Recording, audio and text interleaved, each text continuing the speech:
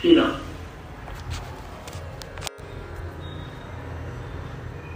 आपण थोडा आढावा घेणार आहोत आणि तो आढावा घेऊन त्यानंतर पुढचा विषय जसा वेळ मिळेल तसा प्रारंभ करणार.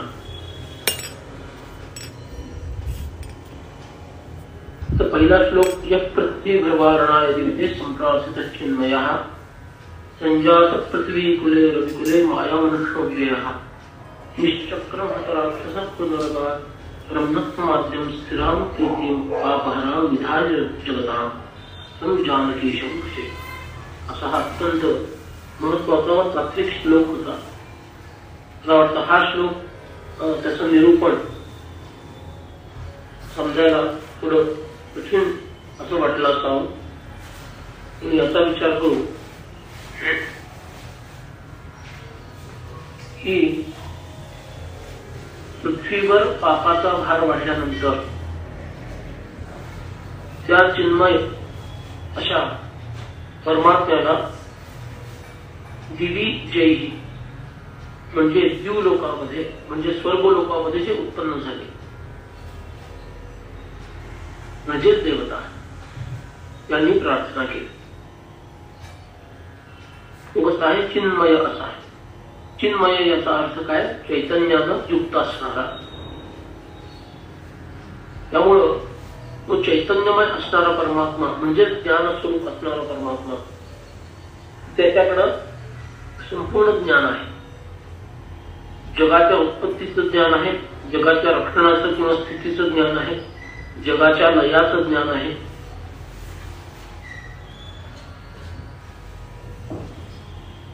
या सर्वांचं ज्ञान ज्याच्याकडे आहे. आणि त्याचप्रमाणे त्या परमात्म्याची प्राप्ती जीवानं कशी करायची त्याच्यासाठी बाधक असणाऱ्या गोष्टींचा निग्रह करणं आणि साधक गोष्टींवर अनुग्रह करणं,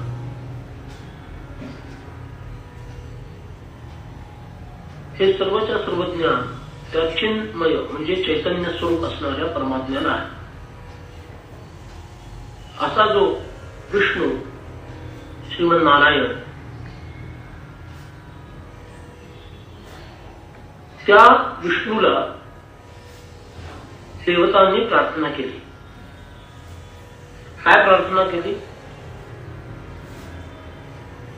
प्रार्थना काय केली त्यांना की तुम्ही पृथ्वी तलावर अवतार घ्या आणि भयंकर अशा राक्षसांचा संहार करा. त्यांची ती प्रार्थना त्या परमात्म्यानं ऐकली आणि काय केलं? संजात पृथ्वी तले रविकुले माया मनुष्योऽव्ययः. मुळात जो अव्यय आहे, ज्याचा कधी व्यय म्हणजे विनाश होत नाही, जो कधी कमी होत नाही, जो कधी नष्ट होत नाही, असा मनुष्य रूपामध्ये पण मुळात असणारा परमात्मा म्हणून जणू काही मायेनं आवरण घालून घेऊन तो मनुष्यत्वाला प्राप्त झाला. असा तो अव्यय आहे. ठीक आहे ना? असा अव्यय परमात्मा माया मनुष्य झाला म्हणजे मायेचं आवरण स्वीकारून तो कोण झाला? मनुष्य झाला. आणि कुठे उत्पन्न झाला? रविकुले संजातः. रविकुलामध्ये उत्पन्न झाला. संजातः याचा अर्थ उत्पन्न झाला. संजातः याचा आणखी एक अर्थ आपण घेऊ शकतो, तो म्हणजे अंशैहि अंशांशैहि सम जातः.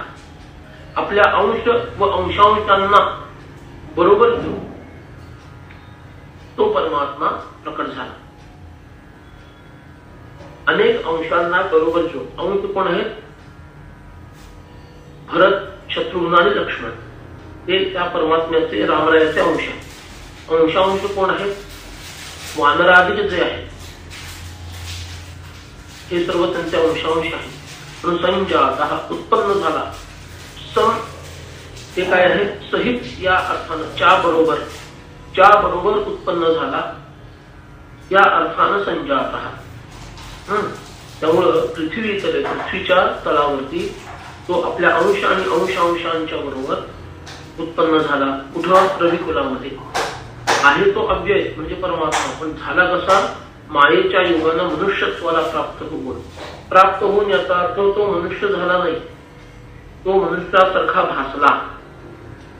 जणू काही हा मनुष्यच आहे असं वाटावं असा तो भासला, म्हणून माया मनुष्य.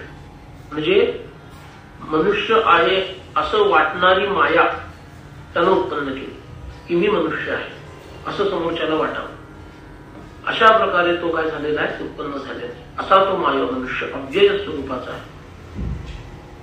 काय केलं त्यांनी मग तिसऱ्या चरणामध्ये? केलं काय? माया मनुष्य झाला, ठीक आहे. काय केलं त्यांनी? अरे तिसरं चरण, पहिला श्लोक, निश्चक्रम हतराक्षसः पुनरगात ब्रह्मत्वमाद्य. काय केलं त्यांनी? राक्षसांचं चक्र, याचा अर्थ राक्षसांचं सामर्थ्य, राक्षसांचं राज्य, राक्षसांची सत्ता ही सगळी त्यांनी नष्ट केली. हतराक्षसः मारून टाकले राक्षस. त्या परमात्म्याने काय केलं? हे सर्व राक्षस मारून टाकले. निश्चक्रम हतराक्षसः याच्यासाठी तो अवतरित झाला. याचं कारण का? की मनुष्य आणि वानर हे दोघच त्या रावणाला आणि रावणाच्या राक्षसांना, सैनिकांना मारू शकणार होते. अन्य कोणी मारू शकणार नव्हतं. म्हणून तो निश्चक्रम हतराक्षस होण्यासाठी मनुष्य रूपामध्ये अवतरित झाला. पण काय केलं नंतर? परत पुन्हा पुनरगात ब्रह्मत्व आद्यम.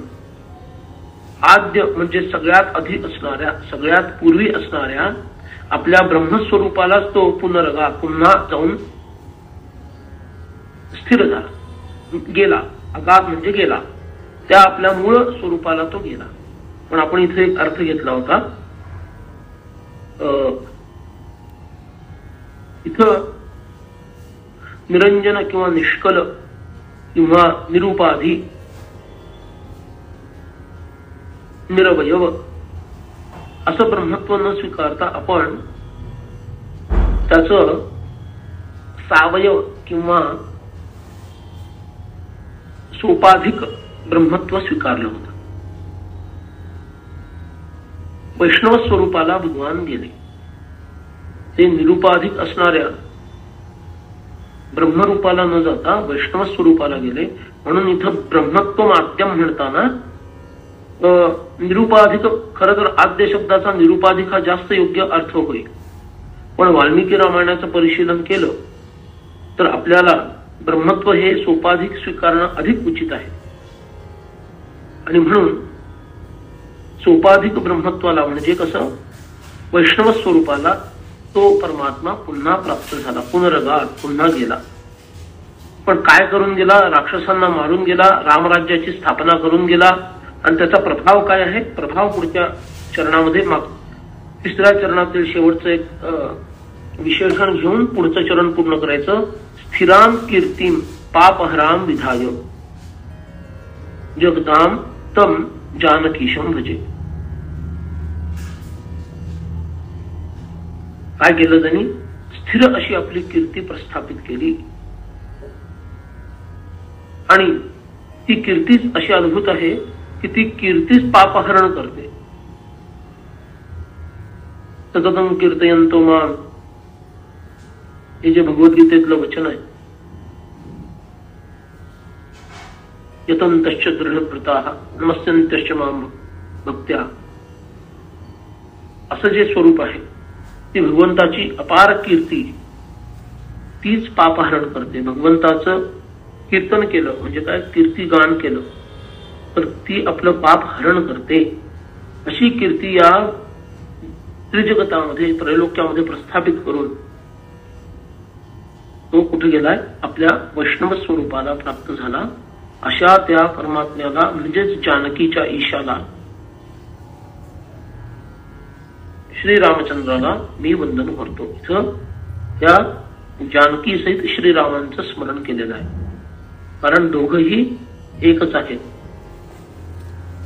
त्या परमात्म्याचं व्यक्त रूप म्हणजे जानकी आणि अव्यक्त रूप म्हणजे तिचा ईश श्रीराम, असं ते स्वरूप आहे. आणि त्यामुळं ते जे रूप आहे त्या दोनही स्वरूपामध्ये अभिव्यक्त झालेल्या परमात्म्याला मी वंदन करतो, असं ऋषी म्हणत आहे. दुसरा श्लोक, विश्वोद्भव स्थिती लयादिषु हेतुमेकम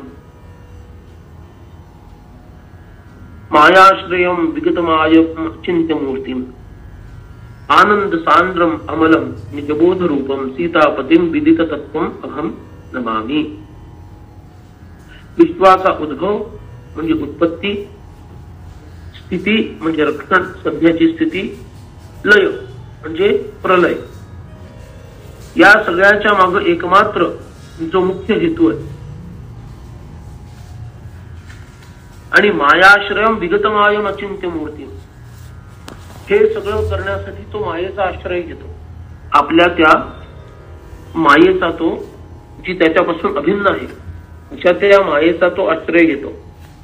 म्हणजे मायेची मदत घेऊन हे सगळं तो करतो. विश्वाची उत्पत्ती, तिचं रक्षण आणि तिचा विलय हा तो परमात्मा कसा करतो? तिच्या मदतीनं करतो, म्हणजे तिचा आश्रय घेऊन करतो. या अर्थानं मायाश्रय. आणि दुसरा अर्थ काय? त्याचा आश्रय मायेला आहे, त्या परमात्म्याचा आश्रय मायेला आहे. या दृष्टीनं सुद्धा मायाश्रयम, हे दोन्ही अर्थ आपण मागच्या वेळेस बघितले होते. कारण तो आहे म्हणून ती आहे, परमात्मा आहे म्हणून त्या मायेला अस्तित्व आहे. त्यामुळं आणि ती त्याच्यामध्येच लय पावते, त्याच्याची अभिन्न होऊन जाते. म्हणजे तोच शेवटी शिल्लक राहतो, ती त्याच्यामध्ये दडून जाते. म्हणून तो मायाश्रय. मायाश्रयम विगतमायम, आणि तो मायेच्या पलीकडे आहे. मायेच्या काय आहे? तो पलीकडे आहे. विगतमायम असं अचिंत्य मूर्ती आहे. त्यामुळं का बरं अचिंत्य मूर्ती आहे? अचिंत्य मूर्ती याचा अर्थ आपण बघितला होता, ज्याच्याबद्दल खरा विचार आपण करू शकत नाही किंवा त्याचं परिपूर्ण आकलन आपण करू शकत नाही, ज्याचं परिपूर्ण चिंतन, ज्याचं समग्र रूप आपल्या बुद्धीच्या आवाक्यात येत नाही, तो कसा आहे? का तर तो विगत माय असा आहे. माय म्हणजे इथं माया, विगत माया, ज्याची माया निघून गेलेली आहे किंवा मायेच्या जो पलीकडे आहे, ज्याच्या परे आहे. मग आपण चिंतन कशाच्या योगानं करतो? चित्ताच्या योगानं. चित्त हे स्वतः मायेच्या अधीन आहे. त्यामुळं चित्त सुद्धा एक मायाच आहे. मन हेच माया आहे, मनालाच माया म्हटलेलं आहे. त्यामुळं माया स्वरूपच ते असल्यामुळं ते चित्त सुद्धा मायेच्या प्रांतात जेवढं काही येऊ शकतं तेवढंच चिंतन करू शकतो. खरं तर त्याला तेवढंही जमत नाही, कारण जे दृश्य मायेचं चिंतन मन करू शकतो, अदृश्य मायेचं चिंतन करू शकत नाही. म्हणजे खरं म्हणायचं तर अदृश्य मायेच्या प्रांतात येणाऱ्या गोष्टींचं चिंतन आपल्या मनाला करता येत नाही. तर जो मायेच्याही पलीकडे आहे, विगत माय, जो विगत माया हा, याची माया निघून गेली किंवा ज्याच्या पाशी माया पोहोचू शकत नाही असं जे रूप आहे, त्याचं चिंतन मायेच्या अधीन असणारं आमचं चित्त कसं काय करू शकेल? नाही करू शकणार. अरे मायेच्या अदृश्य प्रांताचंही चिंतन आमचं मन करू शकत नाही. तर मायेच्या दृश्य प्रांताचं चिंतन थोडंफार आम्हाला करता येतं. तर जो मायेच्या पलीकडे आहे, म्हणजे विगत माय आहे, त्याची माया ज्याच्यापर्यंत पोहोचू शकत नाही असा जो आहे, त्याचं चिंतन आम्ही करू शकत नाही. म्हणून काय म्हटलं? विगतमायम अचिंत्य मूर्ती. तिथं तो संधी विग्रह करावा लागतो. तो काय अचिंत्य मूर्ती असा आहे, त्याचं चिंतनच आपण करू शकत नाही, इतका तो पलीकडचा आहे. पण तो कसा आहे? आनंद सांद्रम अमलम निजबोध रूपम सीतापतिम विदित तत्वम अहं नमामि. कसा आहे तो? आनंद सांद्र, सांद्रम अमलम, तो आनंदाने भिजलेला आहे, आनंदानं युक्त आहे, अमल आहे. म्हणजे काय, ज्याच्यामध्ये थोडाही मायेचा मळ नाही, मायेचा दोष, मायेचं जे मालिन्य आहे, जिथं शुद्ध सत्वगुण सुद्धा अशुद्ध वाटतो, शुद्ध सत्वगुण सुद्धा जिथं अशुद्ध वाटतो. म्हणून समर्थांनी एक शब्द काय वापरला, गाळून घेतले नभा.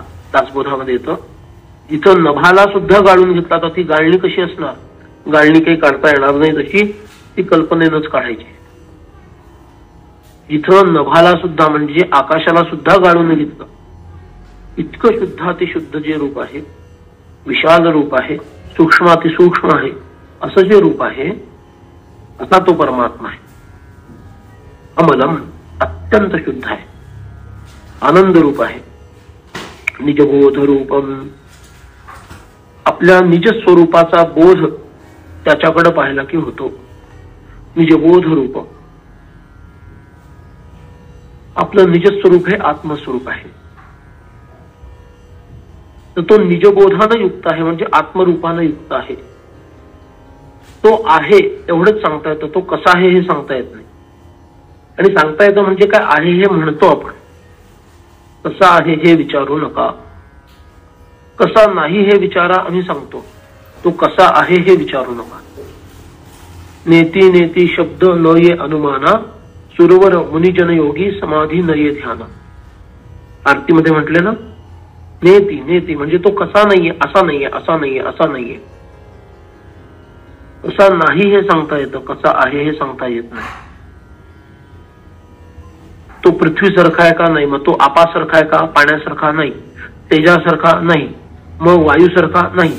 आकाशासारखा तरी असेल, नाही हो, आकाशासारखाही नाही. मग कसा आहे, नाही, ते काही सांगता येत नाही. तो कसा नाही हे सांगता येतं. तो कसा आहे त्याचं त्यालाच माहिती आहे. नो वन नोज तो कसा आहे. इतका तो अद्भुत आणि दिव्य आहे, आपल्याला तो माहिती नाही. तो निजबोध रूप आहे अशी अनुभूती त्याच्याशी तादात्म्य पावलेले योगी जाणतात. आपण हे भरभर घेतोय याचं कारण, आपण हा आढावा घेत आहे. सुरुवातीला याचं चिंतन मोठ्या प्रमाणात झालेलं आहे, त्यामुळे आढावा घेत असल्यामुळे आपण फार प्रत्येक श्लोकाचा विस्तार आणि व्याख्या करत नाही आहोत, हे तर पुन्हा पहिल्यापासून सुरू झाल्यासारखं होईल. तर हा निजबोध रूप आहे. अशा सीतापती असणाऱ्याला, सीतेचा पती म्हणजे भगवान श्रीराम, विदित तत्व अहम नमामी, की ज्याचं तत्व तोच स्वतः विदित करतो, मी कसा आहे तेच आपल्याला पुढे बघायचं आहे. आता हे विदित तत्व आहे, असा तो आहे श्रीराम, त्याला मी वंदन करतो. पहिल्यांदा भजन केलं असं म्हटलं, जानकीशम भजे, पहिला श्लोक. कीर्तिम पापहराम विधाय जगताम तम जानकीशम भजे, त्या जानकीश भगवंताला मी भजतो, वंदन करतो. आता इथं काय म्हटलं, विदितत्वम अहम नमामी, त्या परमात्म्याला मी नमस्कार करतो, असं दुसऱ्यांदा त्याचं स्मरण केलेलं आहे, वंदन केलं. पुढच्या श्लोकात तिसऱ्यामध्ये म्हटलं, पठन्ति ये नित्यम अनन्य चेतसः शृण्वन्ति चाध्यात्मिक सौज्ञितम शुभम रामायणम सर्व पुराण सम्मतम निर्धूत पापा हरिमेव यान्ति ते. पुढचा श्लोक, अध्यात्म रामायणमेव नित्यम पठेत यदिच्छेत भवबंध मुक्तिम गवाम सहस्रायुत कोटि दानात फलम लभेत्य शृणुयात स नित्यम. आणि मग पुढे म्हटले, पुरारी गिरी संभूता श्री रामार्णव संगता अध्यात्म राम गंगेयम पुनाति भुवनप्रियम. या 3 श्लोकांमध्ये तिसरा, चौथा, पाचवा यामध्ये रामायण किंवा अध्यात्म रामायण याचं महात्म्य सांगितले आहे. तिसऱ्या श्लोकात म्हटलं, जे अनन्य भावाने नित्य 2 गोष्टी महत्वाच्या, आणि हे फक्त अध्यात्म रामायणापुरतच मर्यादित नाहीये. जो कुठला पारमार्थिक ग्रंथ असेल, दासबोध, ज्ञानेश्वरी, भगवद्गीता, पुराण, अन्य गीता, कुठलाही आध्यात्मिक ग्रंथ असेल तर त्या बाबतीमध्ये 2 गोष्टी तुमच्याकडे असल्या की तुमचं काम झालं. हे एकाच श्लोकात वेदव्यास भगवान आपल्याला सांगतात. काय आहे, पठन्ति ये नित्यम अनन्य चेतसः. नित्य पाठ आणि कसा अनन्य चेतसः अनन्यतेनं केलेला पाठ. अनन्यतेनं केलेला पाठ याचा अर्थ अन्य कशातही लक्ष न घालता, अन्य कशातही माझं हित नाही याच्यातच हित आहे असा दृढ विश्वास निर्माण करून नित्यानं त्याचं पठण केलं. पठण केल्याचा अर्थ स्थूल अर्थानं वाचन केलं आणि सूक्ष्म अर्थानं वाचता वाचता त्याचा अर्थ ग्रहण करण्याचा प्रयत्न केला. पठंतीये नित्यमनन्य चेतसः. आणि पुढे काय मग शृण्वन्तीच आध्यात्मिक संज्ञितम शुभम. फक्त वाचतातच असं नाही, त्याचं श्रवण सुद्धा करतात. अन्यांकडून ऐकलं तर फायदा हा होतो. ती व्यक्ती योग्य अधिकारी असेल, त्या व्यक्तीचा अभ्यास असेल आणि आचार सुद्धा असेल, नुसता बोलणारा नको. आणि जर अनुभूतीयुक्त असेल तर काय बोलायचं असा जर असेल तर त्याच्या मुखातून ते श्रवण केलं तर नक्कीच आपल्याला त्यानं आयुष्यभरचे चिंतन केलेलं आहे, त्यानं जी उपासना केली त्या उपासनेतून त्याला जे फळ मिळालेलं आहे तत्वरूपी प्रबोधरूपी, त्याचा अर्क तो त्याच्या संभाषणातून, प्रवचनातून, निरूपणातून, कीर्तनातून करत असतो. कधी कधी त्याला अनुभूतीचाही स्पर्श असतो. त्यामुळं त्याचं जर लक्षपूर्वक श्रवण केलं, च शृण्वन्ती, शृण्वन्तीच्या आध्यात्मिकम, च आधी घेतला की शृण्वन्तीच किंवा च शृण्वन्ती असं होतं. आणि ऐकतो म्हणजे फक्त पाठ पुरेसा नाहीये. पाठ तुम्ही केला म्हणजे वाचन केलं नित्यतेनं आणि अनन्यतेनं, हे तर केलंच. आणि काय करा म्हणून सांगितलंय, आणखी सांगितलेलं आहे अध्यात्माचं श्रवण करा की जे शुभ संज्ञक आहे, हे सगळ्यांना शुभ करणारा असं आहे. असं अध्यात्माचं तुम्ही श्रवण करा. म्हणजे सध्याच्या कम्प्युटरच्या भाषेत बोलायचं तर it is an and gate and not or gate. Or gate आणि अँड गेट कळतं ना, हे करा किंवा हे करा म्हणजे ऑर गेट झालं, आणि हे करा आणि हे करा म्हणजे अँड गेट झालं. इथं वा असा शब्द नाही. शृण्वन्ती वाच्या शृण्वन्ती वा आध्यात्मिकम असं नाहीये, शृण्वन्तीच्या आध्यात्मिकम असं आहे. शृण्वन्ती वाध्यात्मिकम नाहीये, शृण्वन्तीच्या आध्यात्मिकम. वा म्हणजे अथवा. एकतर तुम्ही असं अनन्य चित्तानं नित्य पाठ तरी करा किंवा तुम्ही ऐका तरी, असं नाही म्हटलेलं आहे. नित्यतेनं अनन्य भावनेनं पठण म्हणजे वाचन करा किंवा वाचलेलं म्हणा किंवा पाठ असलेलं स्मरण झालेलं मोठ्याने म्हणा, त्याला पाठ म्हणतात. आणि त्याचबरोबर अन्य लोकांनी वाचलेलं किंवा सांगितलेलं, इथं शृण्वंतीमध्ये फक्त दुसऱ्यांनी म्हटलेलं ऐकणं ह्याच्यापेक्षाही प्रवचन ऐकणं, निरूपण ऐकणं हे जास्त अपेक्षित आहे. आणि ते श्रवण करा. आणि आता याला शृण्वंतीला सुद्धा नित्यम अनन्य चेतसः हे जोडता येईल. फक्त पठंतीसाठी नित्यम अनन्य चेतसः नसून शृण्वंतीसाठी सुद्धा नित्यम अनन्य चेतसः हे जोडलं पाहिजे. म्हणजे श्रवण करताना सुद्धा नित्य श्रवण करायला पाहिजे आणि अनन्य भावनेनं श्रवण करायला हवं. असं शुभ अध्यात्म श्रवण जे करतात. आणि हे कशामध्ये आहे, रामायणम. त्या रामायणामध्ये हे सर्व सार आलेलं आहे. सर्व पुराण संमतम, सर्व पुराणांनी ज्याला संमत केलेलं आहे, श्रेष्ठ मानलेलं आहे. स्कंद पुराणामध्ये रामायणाची स्तुती येते. त्यात म्हटलेलं आहे नास्ति रामायणात परम, रामायणापेक्षा श्रेष्ठ असं काहीही नाही असं स्कंद पुराण आपल्याला सांगतं. नास्ति रामायणात परम, त्याच्या एवढे श्रेष्ठ अन्य काही नाही आहे. तेव्हा असं रामायण सर्व पुराण संमतम निर्धूत पापा हरिम एव यान्ति ते. असं बघा, पुन्हा एकदा सांगतो, नित्यानं अनन्य चित्तानं जे या सर्व पुराण संमत असणाऱ्या रामायणाचं वाचन किंवा पठण करतात त्याचप्रमाणे त्याच्यातील अध्यात्माचं नित्य व अनन्य चेतनेनं शुभ असं श्रवण करतात ते स्वतः निर्धूत पापाहा पाप नष्ट झालेले त्या हरीलाच प्राप्त होतात, त्या परमात्म्यालाच ते प्राप्त होतात. हरी शब्दाचा अर्थ काय? यो पापान हरती स हरिही, जो तुमचं पाप नष्ट करून टाकतो. सर्व प्रकारचं पाप जे आहे ते जो नष्ट करतो त्याला काय म्हटलेलं आहे? हरी म्हटलेलं आहे. असे सगळे त्या श्री हरीलाच प्राप्त होतात असं भगवान वेदव्यास सांगतात. ते रामायण परत कसं आहे? चौथा श्लोक. अध्यात्म रामायणम एव नित्यम पठेद्यदिच्छेत भवबंध मुक्तिम कवाम सहस्रायुत कोटी दानात फलम लभेद्य शृणुयात स नित्यम. जो नित्य पाठ करेल आणि भवबंधनातून मुक्त होण्याची इच्छा करेल. बघा, रामायण का वाचावं, का ऐकावं, त्याच्या मागचा उद्देश काय हे सांगताना वेदव्यासानी, जसं काल आपण एका संदर्भामध्ये संशयाचं श्रवण, संशयाचा परमार्थ हा विनाशकारी आहे हे सांगताना मी काही संदर्भ दिले होते पुराणातले, की रामायणातल्या बालकांडाचं फळ काय, अयोध्याकांडाचं फळ काय, अरण्यकांडाचं फळ काय, अमुक अमुक अमुक सगळं सांगितलं होतं. ते त्या त्या ठिकाणी सत्यच आहे.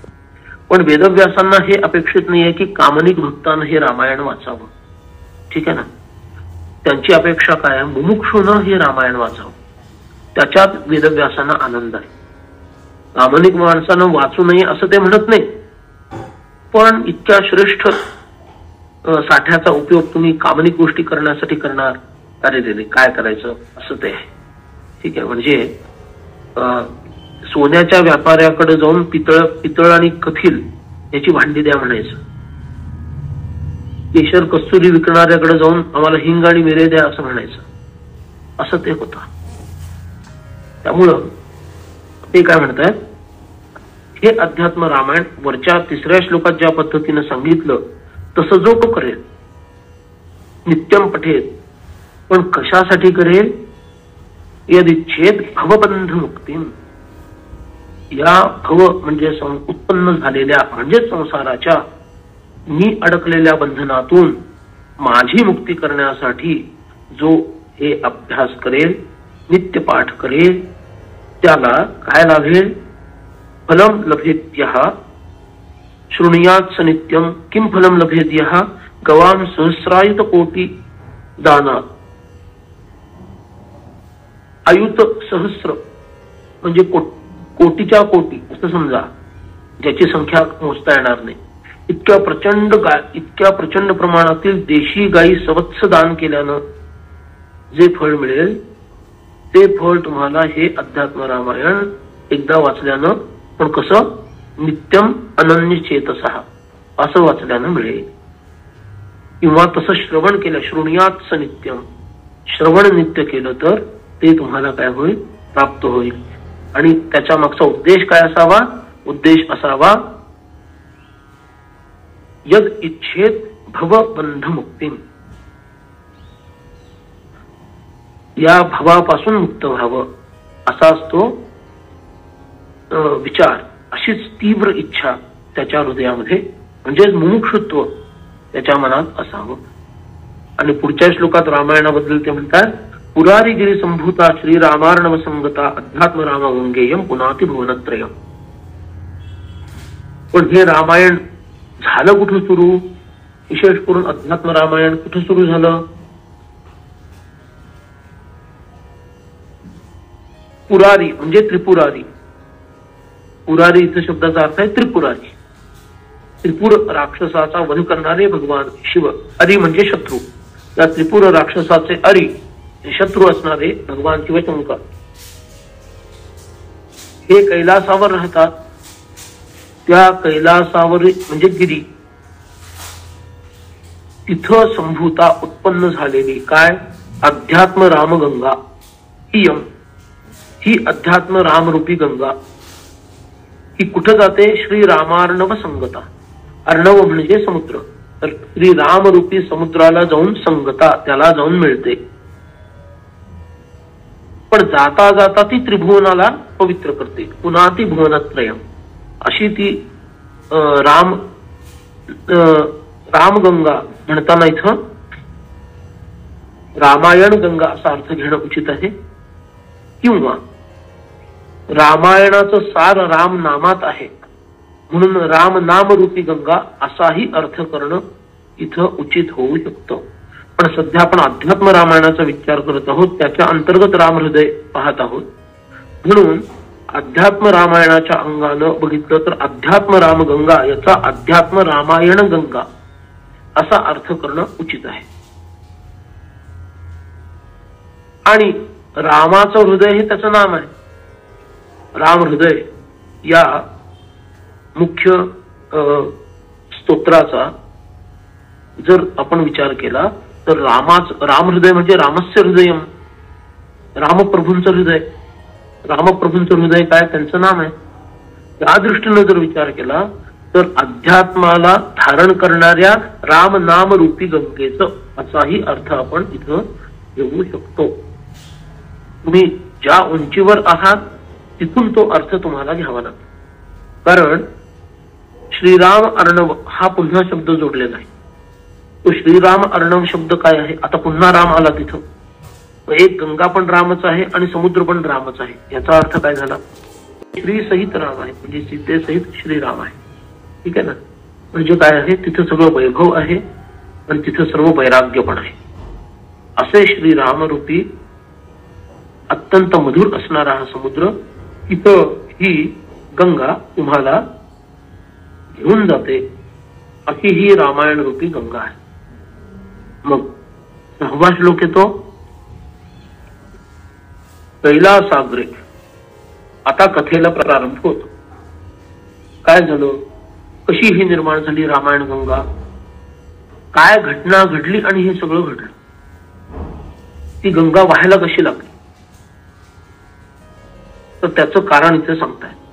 काय कारण आहे, कैलासाग्रे, कैलासाच्या एकदम सर्वोच्च शिखरावर कदाचित एकदा रवी शत विमले मंदिरे रत्नपीठे, सुंदर अशा एका मंदिरे याचा अर्थ घरामध्ये जिथं भगवान शिवशंकर आणि पार्वती माता राहतात, ते घर जरी असलं तरी ते मंदिर आहे. एकदा काय झालं, शेकडो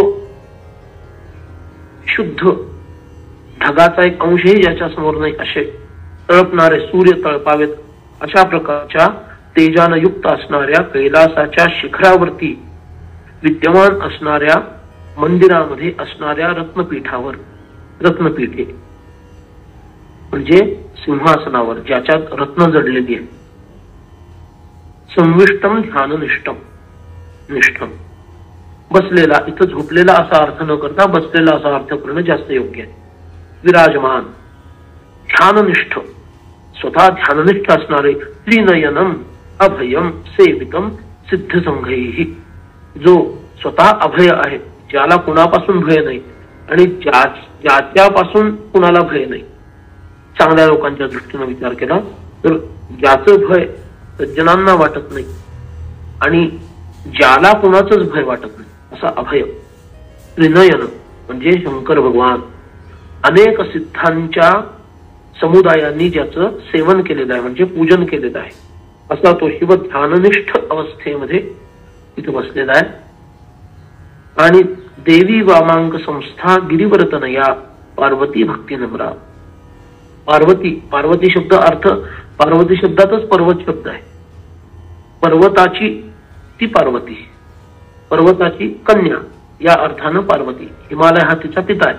हिमालय पार्वतीचा पिता याचा अर्थ हिमालयाची अधिष्ठात्री देवता जो पुरुष देव आहे तो तिचा पिता आहे, अशी पार्वती. ठीक आहे. तिचं मूळ नाव उमा असं आहे. पर्वताची कन्या म्हणून तिचं नाव पार्वती झालं. अशी ही पार्वती गिरीवर म्हणजे हिमालय श्रेष्ठ गिरी त्याची तनया मुलगी ती वाम अंकावर संस्थित आहे. भगवान शंकरांच्या डाव्या मांडीवर किंवा मांडीच्या जवळ ती बसलेली आहे. पण ती कशी आहे, भक्तीनं विनम्र झालेली अशी आहे. तिचं हृदय भक्तीनं परिपूर्ण झालेलं आहे. अशी भक्ती परिपूर्णता अशा अवस्थेमध्ये असणारी ही पार्वती तिथं आहे. ती प्राह इदम बोलली. प्राह इदम प्राहेदम देवम ईशम. त्या देवाला म्हणजे महादेवाला, ईशम ज्याला ईश्वर असं म्हणतात. आपण महाराष्ट्र आणि उत्तर भारतामध्ये शंकरांना महादेव, शंकर, शिव असं म्हणतो आणि शिव मंदिर, शंकराचं मंदिर, शिवालय असं वापरतो. दक्षिणेमध्ये जर तुम्ही जाल तर तिथं ईश्वर मंदिरात जाऊन आलो असं म्हणतात. पण तिथं ईश किंवा ईश्वर हा शब्द जास्त प्रचलित आहे शंकरांसाठी. तोच हा शब्द आहे. देवम ईशम म्हणजे ईश्वर. ईश्वर म्हणजे जो सत्ताधारी आहे त्याला ईश्वर म्हणतात. ईश वर स ईश्वर. वर म्हणजे श्रेष्ठ. ईश म्हणजे इष्ठे इति ईश्वर. ज्याच्याकडे सत्ता आहे तो ईश्वर, तो ईश. आणि त्याच्यात तो श्रेष्ठ आहे म्हणून वर ईश्वर असा तो. देवम ईशम सकलम सकल मलहर. सर्व मल म्हणजे दोष नष्ट करणारा. वाक्यम आनंदकंदम. त्या आनंदकंद असणाऱ्या, सर्व दोषांचं निवारण करणाऱ्या, देवस्वरूप म्हणजे महादेव रूप असणाऱ्या, ईश असणाऱ्या म्हणजे ईश्वर असणाऱ्या त्याला, कुणाला, त्रिनयनम त्या त्रिनयत्र असणाऱ्या शंकरांना भक्ती नम्रा पार्वती इदम प्राह. भक्तीने नम्र झालेली पार्वती असं म्हणाली. इथपर्यंत आपण हा भाग बघितला. मला वाटतं एवढ्या 6 श्लोकांचे काही प्रश्न असतील तर पटकन घेऊया. नसतील तर पार्वती उवाच इथून 7 ते 15 हे श्लोक कालच्या पर्यंत आपण पूर्ण करून घेऊया. जर कुणाला याच्यात काही प्रश्न असतील तर हात वर करून विचारा. नसतील तर लगेच आपण पुढे सरकूया.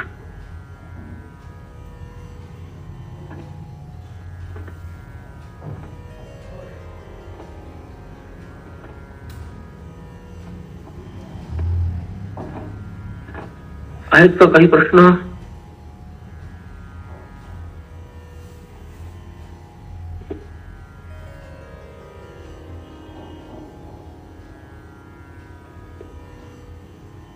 बोला.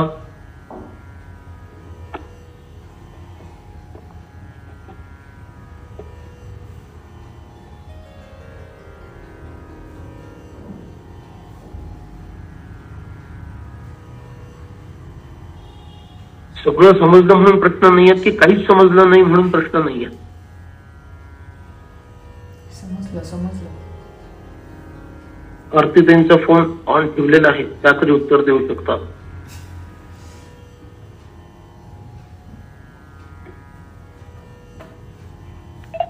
समजलं. बर, आता आपण पार्वती उवाच इथून सुरू करूया. पुढचा श्लोक.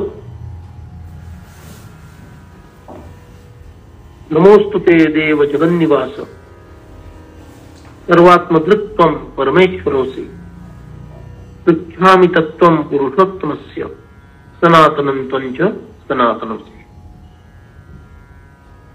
सर्वप्रथम ती भक्तीनं विनम्र असल्यामुळं सुरुवात ती हे प्रभू मी आपल्याला वंदन करते या भावनेनं करत आहे. हे जगन्निवास संपूर्ण जगामध्ये ज्याचा निवास आहे. कण कण में शिव है, कंकर कंकर में शंकर बसते हैं. असे जगन्निवास हे महादेव. सर्वात्मदृक्त्वं च परमेश्वरोऽसि. सर्वांना आपल्यामध्ये पाहणारा, सर्वांना आपल्यामध्ये पाहणारा आणि सर्वांमध्ये मी आहे असं पाहणार. मीच सर्वांमध्ये आहे, सर्वच माझ्यामध्ये आहे, याला म्हणायचं सर्वात्मदृक्. इथं मनाची साम्यावस्था प्राप्त होते आणि ही मनाची साम्यावस्थाच मागच्या श्लोकातील ध्याननिष्ठम याच्याशी जोडणारी आहे. ध्याननिष्ठ म्हणजे काय? योगातील 7वं अंग हे ध्यान, राजयोगातील. आणि भगवान श्रीकृष्ण गीतेत म्हणतात समत्वं योग उच्यते. समबुद्धीचा विकास होणं म्हणजेच योग आहे. त्यामुळे सर्वात्मदृक याच्यातून समत्व बुद्धीच प्रकट झाली शिवांची. मीच सर्वत्र आहे, सर्वच माझ्यात आहे. अशा सर्वात्मदृक असे तुम्ही आहात. तुम्हीच परमेश्वर आहात. परमेश्वरोसी, आपणच परमेश्वर आहात. तेव्हा तुम्हाला सर्वप्रथम मी वंदन करते आणि आता एक विनंती तुम्हाला करते की आपण कृपा करून ऐकावी. ही विनंती अशी, पृच्छामि तत्त्वं पुरुषोत्तमस्य सनातनं त्वञ्च सनातनोऽसि.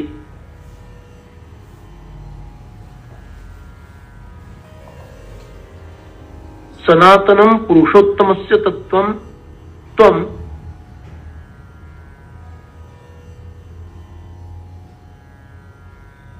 अहं पृच्छामि त्वं च सनातनः असि. सनातन याचा अर्थ कधीही नाश न पावणार, शाश्वत. स न आतनोती स सनातनः, जो कधीच ओढला जात नाही, ताणला जात नाही, नष्ट केला जात नाही, म्हणजे जो शाश्वत आहे त्यालाच काय म्हणतात, सनातन असं म्हणतात. तर त्या सनातनम तत्वम कस्य, पुरुषोत्तमस्य. पुरुषोत्तम ज्याला म्हटलं जातं त्या पुरुषोत्तमाचं सनातन म्हणजे कधीच नष्ट न होणारं तत्व मी जाणू इच्छिते. तत्व शब्दाचा अर्थ आपण बघितला होता. तत्व ते असणं, काय असणं, जसं आहे तसं असणं, त्याला तत्व म्हणतात. जे जसं आहे ते सांगा.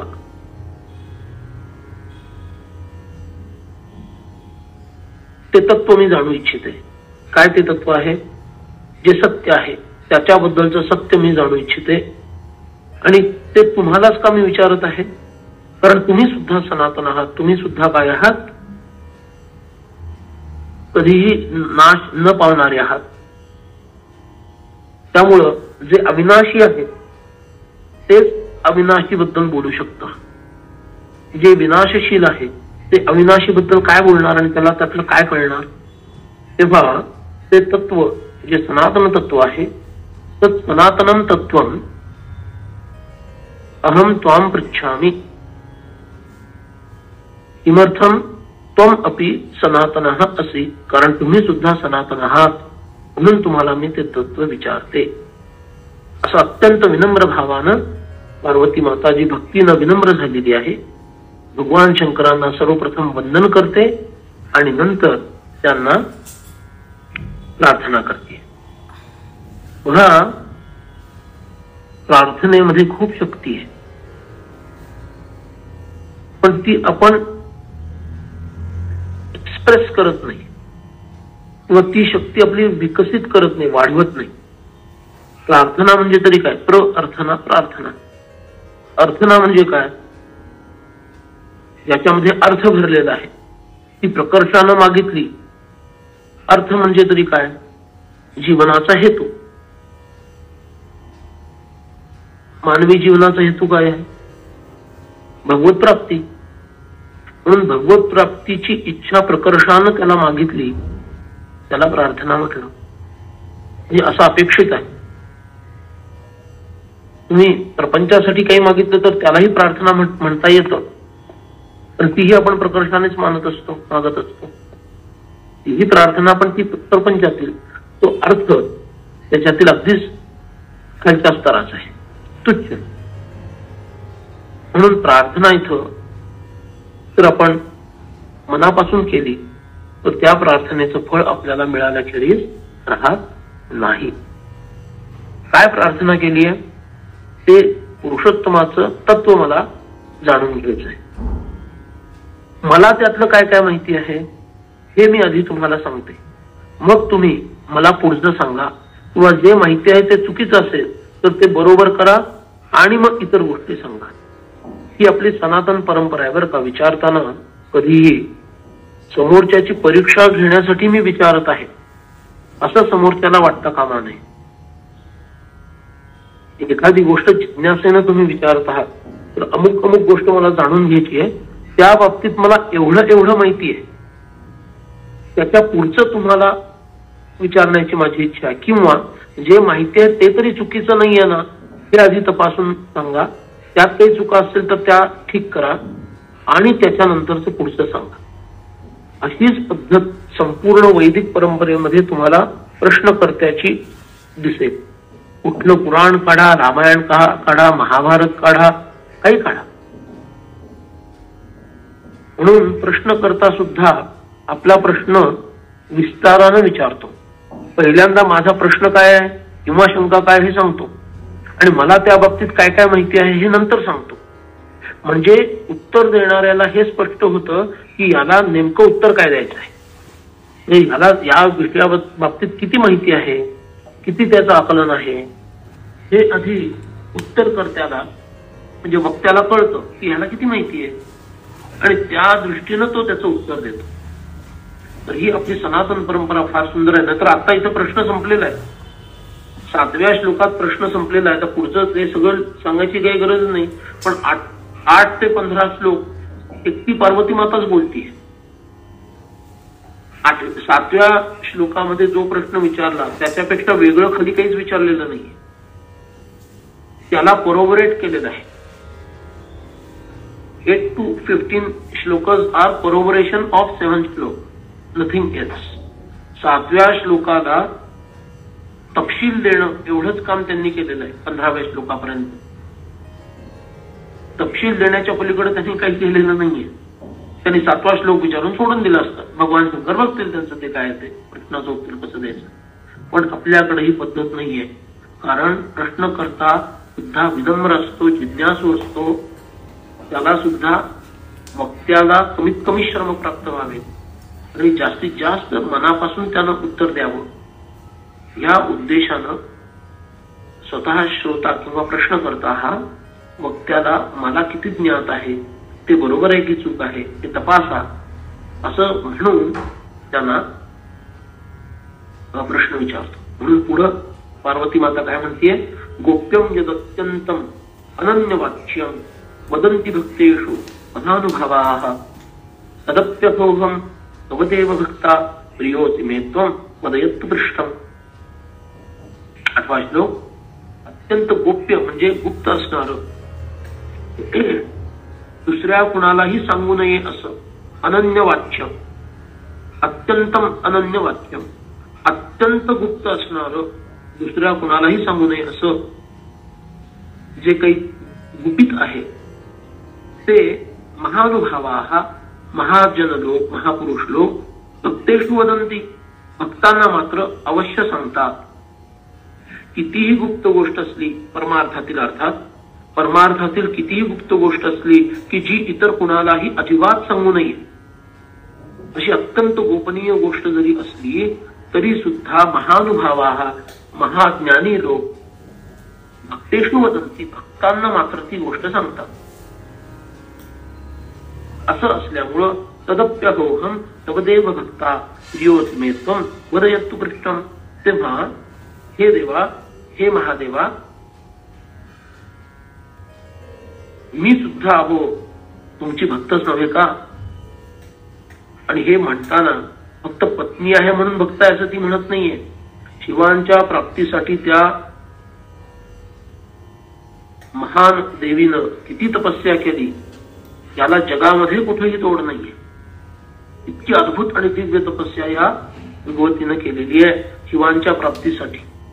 ही सगळी कथा आता सांगू शकत नाही, तुम्ही शिवपुराण पहा, त्याच्यामध्ये तुम्हाला ती मिळेल की किती भव्य दिव्य अशी तपस्या या सतीचा अवतार संपल्यानंतर उमेचा म्हणजे पार्वतीचा अवतार जेव्हा ग्रहण केला त्याच आदिमायेनं, तेव्हा शिवांच्या प्राप्तीसाठी किती घोर तपस्या एखाद्या कन्येनं स्त्रीनं करावी हे फारच असंभवनीय असं कर्म तिच्याकडून घडलेलं आहे. म्हणून ती अधिकारानं म्हणू शकते की मी तुमची भक्त आहे. म्हणजे पानं खायला लागली ती, मी एकदम उडी मारतो, तपस्या करता करता उपवास करायला लागली, फळं पण खायची सोडून दिली, पिकलेली पानं पडलेली जमिनीवर, पिकलेली, हा आपोआप झाडावरून गळून पडलेली पिकलेली पानं खायला लागली, तरी सुद्धा शिवांचा पत्ता नाही. म्हटल्यानंतर पानं पण खायची सोडून दिली, म्हणून अपर्णा, पानं खायचीही तिनं सोडली, म्हणून ती अपर्णा झाली. आणि इतकं उग्र तप ती करायला लागली. त्रैलोक्यामध्ये त्या तपाचा प्रभाव दिसायला लागला. नारदांनी शिवांची स्तुती करण्याच्या ऐवजी शिवांची निंदा केली तिथं जाऊन, आणि विष्णूंची स्तुती केली, ब्रह्मदेवाची स्तुती केली. इतके सुंदर देव असताना ह्या कुठल्या देवाच्या मागे तू लागलीस? आज स्वाभाविकपणे नागपंचमी आहे. शिवांचं सगळं दंडामध्ये नाग, गळ्यामध्ये नाग, जटाजूट बांधण्यासाठी सुद्धा नाग, पायांना पण नागाचेच म्हणजे कड जे हातामध्ये असतं ते नागाचं, पायामध्ये पण पैंजणासारखं पुरुष पैंजण नाही घालत, पण जाडजूड जे काही ज्याला तोडर म्हणतात, हा पुरुषांनी घालायचा. पैंजण स्त्रिया घालतात पायात, पण पुरुष तोडर घालतात म्हणजे घालायचे पूर्वीचे, तर ते सुद्धा तोडर नागाचेच, सर्पांचेच असे ते. आणि विष प्यालेले आणि अंगावर हत्तीचा चर्म घालणारे आणि भस्म धारण करणारे असे कोणते, आणि आजूबाजूला भूत खेत आणि असे सगळे चित्र विचित्र असणारे हे असल्या कुठल्या तरी देवतेची प्राप्ती करण्यासाठी हे तपस्या करतेस. त्याच्यापेक्षा विष्णू बघ किती सुंदर आहे, अन्य देवता किती सुंदर आहे. अशी निंदा केली तरी त्यांचं मन, त्या देवीचं मन विचलित झालं नाही. आणि त्यांनी नारदांना तूर द्यायला सांगितलं. सप्तर्षींनी पण तेच केलं, सप्तर्षींना पण हाकलून दिलं. आणि मग भगवान शिव स्वतःची निंदा करण्यासाठी तिथं आले, रूप बदलून. त्यांचंही तिनं ऐकलं नाही. म्हटल्यानंतर शिवांना परमसंतोष झाला आणि त्यांनी तिला आपलं अर्धांगिनीत्व प्रदान केलं. एवढा सगळा मोठा इतिहास त्या एका शब्दात आहे. तदप्यहोहम तव देव भक्ता. बस या अर्ध्या श्लोकामध्ये इतका प्रचंड मोठा इतिहास आहे. मी तुमची भक्त आहे. अरे भक्त असणं काही साधी गोष्ट आहे का भगवंताची? आम्ही थोडंसं काही करतो आणि आम्हाला वाटायला लागतं आम्ही देवाचे भक्त आहोत. किती तपस्या केली, किती प्रेम त्या शिवांबद्दल तिला आहे. किती अजिबात दुसऱ्याचा क्षणासाठी विचार करत नाही. का? प्रियोसी मे, तुम्ही अत्यंत प्रिय मला आहात. आता हे सिद्ध झालं, त्या तपस्येतूनच सिद्ध झालं की शिवांपेक्षा पार्वतीला अन्य कोणीही प्रिय नाहीये. म्हणून मी जे विचारलं आहे ते हे नाथ अत्यंत प्रेमपूर्वक तुम्ही मला सांगावं. ते अत्यंत गुप्त जरी असलं तरी सुद्धा मी तुमची भक्त आहे म्हणून. पत्नीच्या अधिकारानं मी ते मागत नाहीये, अर्धांगिनीच्या अधिकारानं मी मागत नाहीये. म्हणजे यज्ञ भागाचा अर्धा भाग या दृष्टीनं अर्धांगिनी, त्याच्या अधिकारानं मी मागत नाहीये. मी आदिशक्ती आहे, त्या अधिकारानंही तुम्हाला ते गुप्त गुह्य असं जाणून घेण्याची प्रार्थना करत नाहीये. तर कुठल्या भावनेनं प्रार्थना करत आहे? मी तुमची भक्त आहे. आणि भक्तजनांच्या समोर महापुरुष लोक गुप्त आणि गुह्य आध्यात्मिक रहस्य प्रकट करतात. हा इतिहास आहे. त्याच्या आधारानं मी तुम्हाला हे गुप्त रहस्य, त्या पुरुषोत्तमाचं तत्व जे सनातन तत्व आहे ते जाणण्याची मी अभिप्सा इच्छा व्यक्त करत आहे. 9वा श्लोक. ही भगवती पुढे म्हणते, ज्ञानम स विज्ञानमथानुभक्ती भक्ती वैराग्ययुक्तम च मितम विभास्वत जानाम्यहं योषदपि तदुक्तम यथा तथा ब्रूहि तरंती येन. मी स्त्री असले तरी, योषदपि स्त्री असले तरी मी ते ज्ञान ग्रहण करण्यास योग्य आहे. का? भक्तीमध्ये अधिकार सोडला, हे भक्तीच्या योग्यतेचा भाग सोडला तर कुठलाही भेद नाहीये. कर्मामध्ये पुरुषांनी अमुक करावं, स्त्रियांनी अमुक करावं हे भेद सांगितले कर्मामध्ये. पुरुषांनी म्हणजे शास्त्रोक्त. आता सगळंच आपण गुंडाळून ठेवलेलं आहे. बायका पुरुषांची कामं करायला लागलेत, पुरुष बायकांची कामं करायला लागलेत. कोणी कुणाचा पायपोच कुणाच्या पायात नाही. हे कलियुगाचं लक्षण आहे, नाही असं नाही. पण इथं योषिदपि अहम असं जे म्हटलेलं आहे ना, तर मागचा उद्देश काय आहे की मी कर्माबद्दल तुम्हाला विचारत नाहीये, मी भक्तियुक्त अंतःकरणानं ज्ञानाबद्दल तुम्हाला विचारत नाही. त्यामुळं मी स्त्री जरी असले तरी सुद्धा हे ज्ञान ग्रहण करण्यास मी पात्र आहे. स्वतःची पात्रता पण सांगावी लागते. आपली पत्नी आहे म्हणून तिला काय वाटेल ते सांगता येत नसतं. कारण हा परमार्थाचा प्रांत आहे, हा काही नात्यातला प्रांत नाहीये. हा ना त्यातला प्रांत आहे. हा नात्यातला प्रांत नाहीये, हा ना त्यातला प्रांत आहे. त्यामुळं इथं पत्नी या अधिकारानं मी अजिबात तुमच्याशी बोलत नाहीये, आणि स्त्री आहे म्हणून तुम्ही माझी उपेक्षा करणार नाही असा मला नक्कीच विश्वास आहे. याचं कारण कर्माच्या संदर्भातला विषय मी बोलत नाहीये, मी बोलत आहे भक्तियुक्त अंतःकरणानं ज्ञानप्राप्तीच्या संदर्भात विचारत आहे. काय आहे? ज्ञानम सविज्ञानम. ज्ञान म्हणजे त्याच्याबद्दलचं बौद्धिक आकलन, त्या विषयाबद्दलचं बौद्धिक आकलन म्हणजे ज्ञान. सविज्ञानम म्हणजे त्याची अनुभूती, त्याला म्हणायचं विज्ञान. प्रत्यक्षात घेतलेली अनुभूती म्हणजे विज्ञान. अथ अनुभक्ती वैराग्ययुक्त, त्याच्या जोडीला भक्ती आणि वैराग्य हेही आहे. वैराग्य म्हणजे काय? इहामत्र फलभोग विरागः इति वैराग्यम उच्यते. इह आणि अमुत्र, अमुत्र याचा अर्थ परलोक. इहलोक म्हणजे पृथ्वीलोक, अमुत्र म्हणजे परलोक. ह्यांच्या भोगांबद्दल तिटकारा असणं याला वैराग्य असं म्हणतात.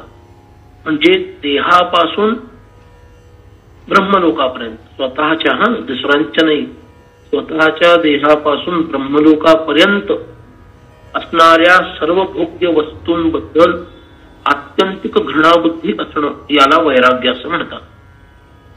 ते वाक्य तुम्ही लिहून ठेवलं तर ते लक्षात राहील, नाही तर विसरून जा. पुन्हा एकदा सांगतो. स्वतःच्या देहापासून ते ब्रह्मलोकापर्यंत असणाऱ्या सर्व भोग्य वस्तूंबद्दल घृणाबुद्धी असणं व तिटकारा असणं याला वैराग्य असं म्हणतात. असं मितम, अत्यंत परिमित असणार, थोडक्यात सांगितलेलं विभास्वत पण अत्यंत तेजस्वी असं जे ज्ञान विज्ञानासहित आहे ते जाणण्याची मला इच्छा आहे. की ज्या ज्ञानामुळं तुमच्या मुखातून ते प्रस्रवित झाल्यानंतर मिळणाऱ्या त्या ज्ञानामुळं सारं विश्व तरुण जाईल, तरंती येणं, असं ते ज्ञान माझ्यासाठी ऐकण्यास ज्या पद्धतीनं योग्य आहे त्या पद्धतीनं आपण सांगावं, ती कृपा माझ्यावर करावी अशी मी आपणास प्रार्थना करते. असं अत्यंत विनम्र भावनेनं पार्वती माता भगवान शिवांशी संवाद साधतीये. पुन्हा ती पुढे म्हणतीये 10वा श्लोक. पृच्छामि चान्यच्च परम रहस्यं तदेव चाग्रे वदवारिजाक्ष श्रीरामचंद्रे खिल लोकसारे भक्तिर्दृढा नौर्भवति प्रसिद्धा.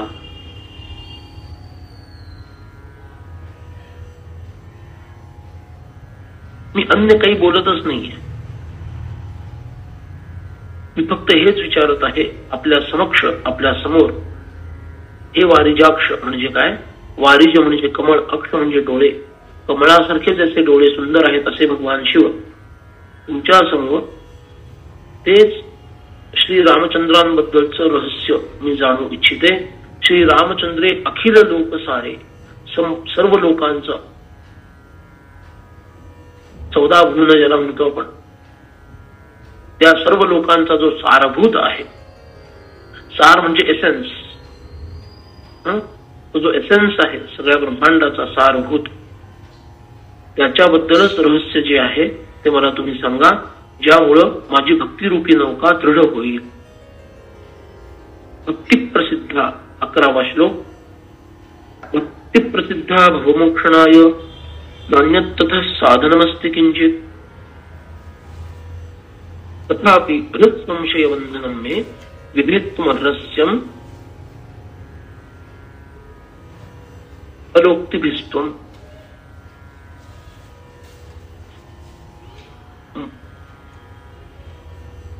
भक्तीस प्रसिद्धा भवमोक्षणाय. भवमोक्षणासाठी म्हणजे भवाचा नाश करण्यासाठी, म्हणजे संसाराचा नाश करण्यासाठी किंवा संसारातून मुक्त होण्यासाठी. मोक्षणाय म्हणजे मुक्त होण्यासाठी. संसारातून मुक्त होण्यासाठी अन्य कोणतंही साधन तितकं प्रभावी नाही जितकी भक्ती आहे. भक्ती प्रसिद्धा भवमोक्षणाय न अन्यतः साधनम अस्ति किंचित. कोणतंही अन्य साधन त्याच्या समोर टिकत नाही, भक्तीच्या समोर टिकत नाही, की जे साधन तुम्हाला भवापासून म्हणजे संसारापासून मुक्त करेल. आणि मी तर आधीच तुम्हाला सांगितलं की मी तुमची भक्त आहे. भक्त कोणाला म्हणता येईल? ज्याच्यामध्ये भक्ती आहे त्यालाच तर भक्त म्हणणार ना. भारतीय कोण? भारतात जो राहतो तो भारतीय, त्यालाच भारतीय म्हणता येईल. भक्त कोण? भक्ती ज्याच्यामध्ये आहे तोच भक्त. आणि मी आधीच सांगितलं की मी तुमची भक्त आहे, याचा अर्थ भक्ती माझ्यामध्ये आहे. तेव्हा भक्तिरूपी साधनानं युक्त असणाऱ्या मला तुम्ही अवश्य ते रहस्य सांगा की जे संसारापासून मुक्त करतं. पण माझ्या मनामध्ये संशय, तथापि तरी सुद्धा हृद संशय बंधनम मे विभित्तमर्हसी अमलोक्तिभिस्त्वम्. अमल उक्ती म्हणजे अत्यंत शुद्ध उक्ती, ज्यामध्ये थोडाही दोष नाही, ज्याच्यामध्ये थोडी आसक्ती नाही, ज्याच्यामध्ये थोडीही त्रुटी नाही, ज्याच्यामध्ये थोडंही अज्ञान नाही, ज्याच्यामध्ये थोडंही काम नाही, क्रोध, लोभ, मोह यांचा स्पर्श झाला नाही, अपेक्षा नाही, जे निर्भेळ स्वच्छ असं स्पष्ट ज्ञान ज्याच्यामध्ये आहे, अशा ज्ञानानं आणि विज्ञानानं युक्त असणारी वाणी, उक्ती, ती अमल उक्ती आपण माझा हृदयातील म्हणजे मनातील असणारा संशय नष्ट करण्यासाठी वापरावी, अशी मी तुम्हाला प्रार्थना करते. ती काय आहे? तो हृद संशय काय आहे? मनातला संशय काय आहे? 12वा श्लोक. वदन्ति रामं परमेकमाद्यं निरस्तमाया गुणसंप्रवाहं भजन्ति चाहर्निशमप्रमत्ताः परम पदम यान्ति तत्. रामरायांबद्दल महापुरुष ज्ञानी लोक काय म्हणतात? अजून संशय सांगितला नाहीये. आधी त्या जो संशय आहे तो काय आहे आणि त्याची व्याप्ती काय आहे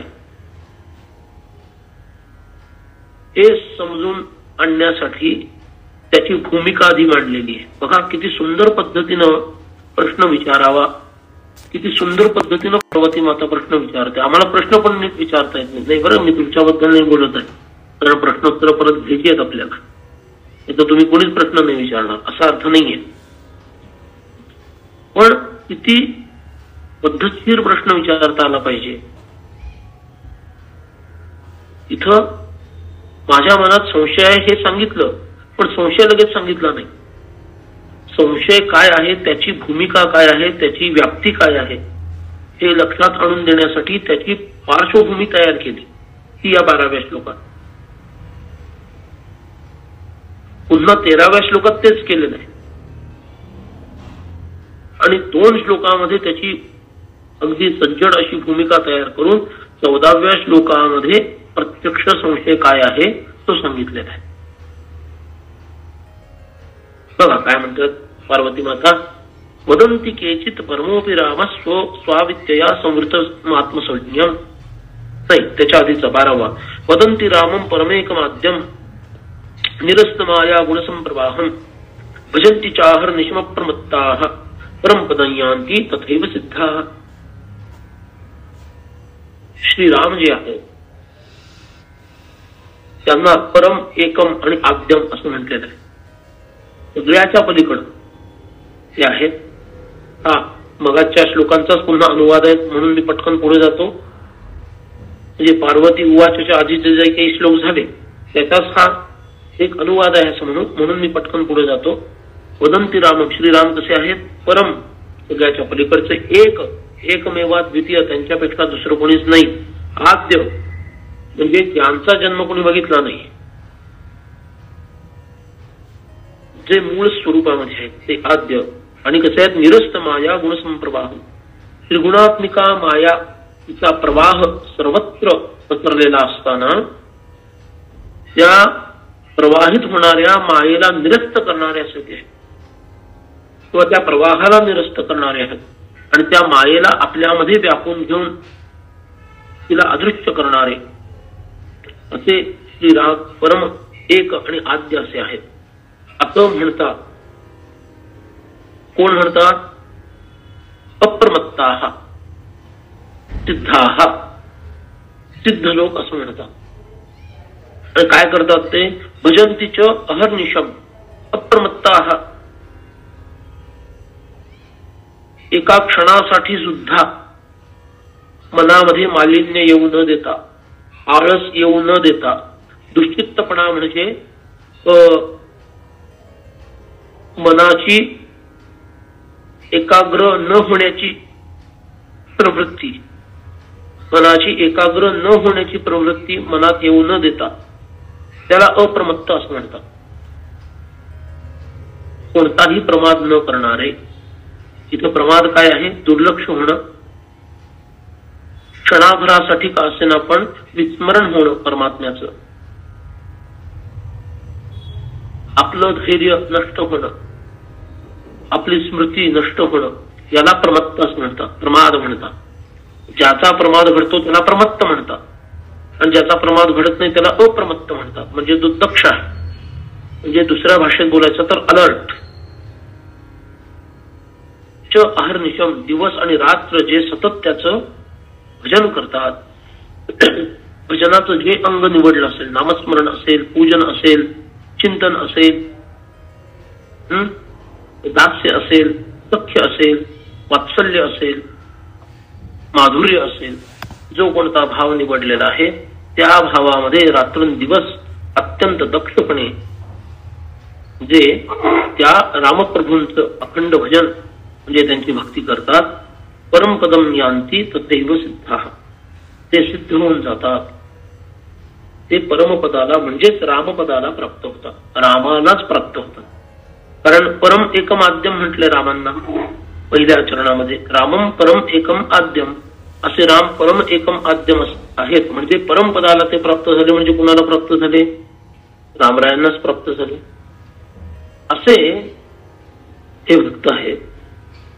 आणि काय म्हणतात पुढे? त्या वदंती केचित परमोपि राम स्व अविद्यया संवृतम आत्मसंज्ञम जानाति न आत्मानमतः परेण संबोधितो वेद परात्मतत्वम.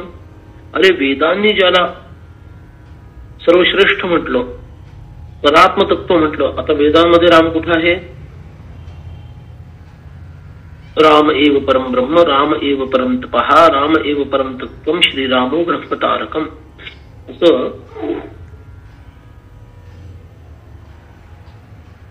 राम पूर्वतापिनी उपनिषद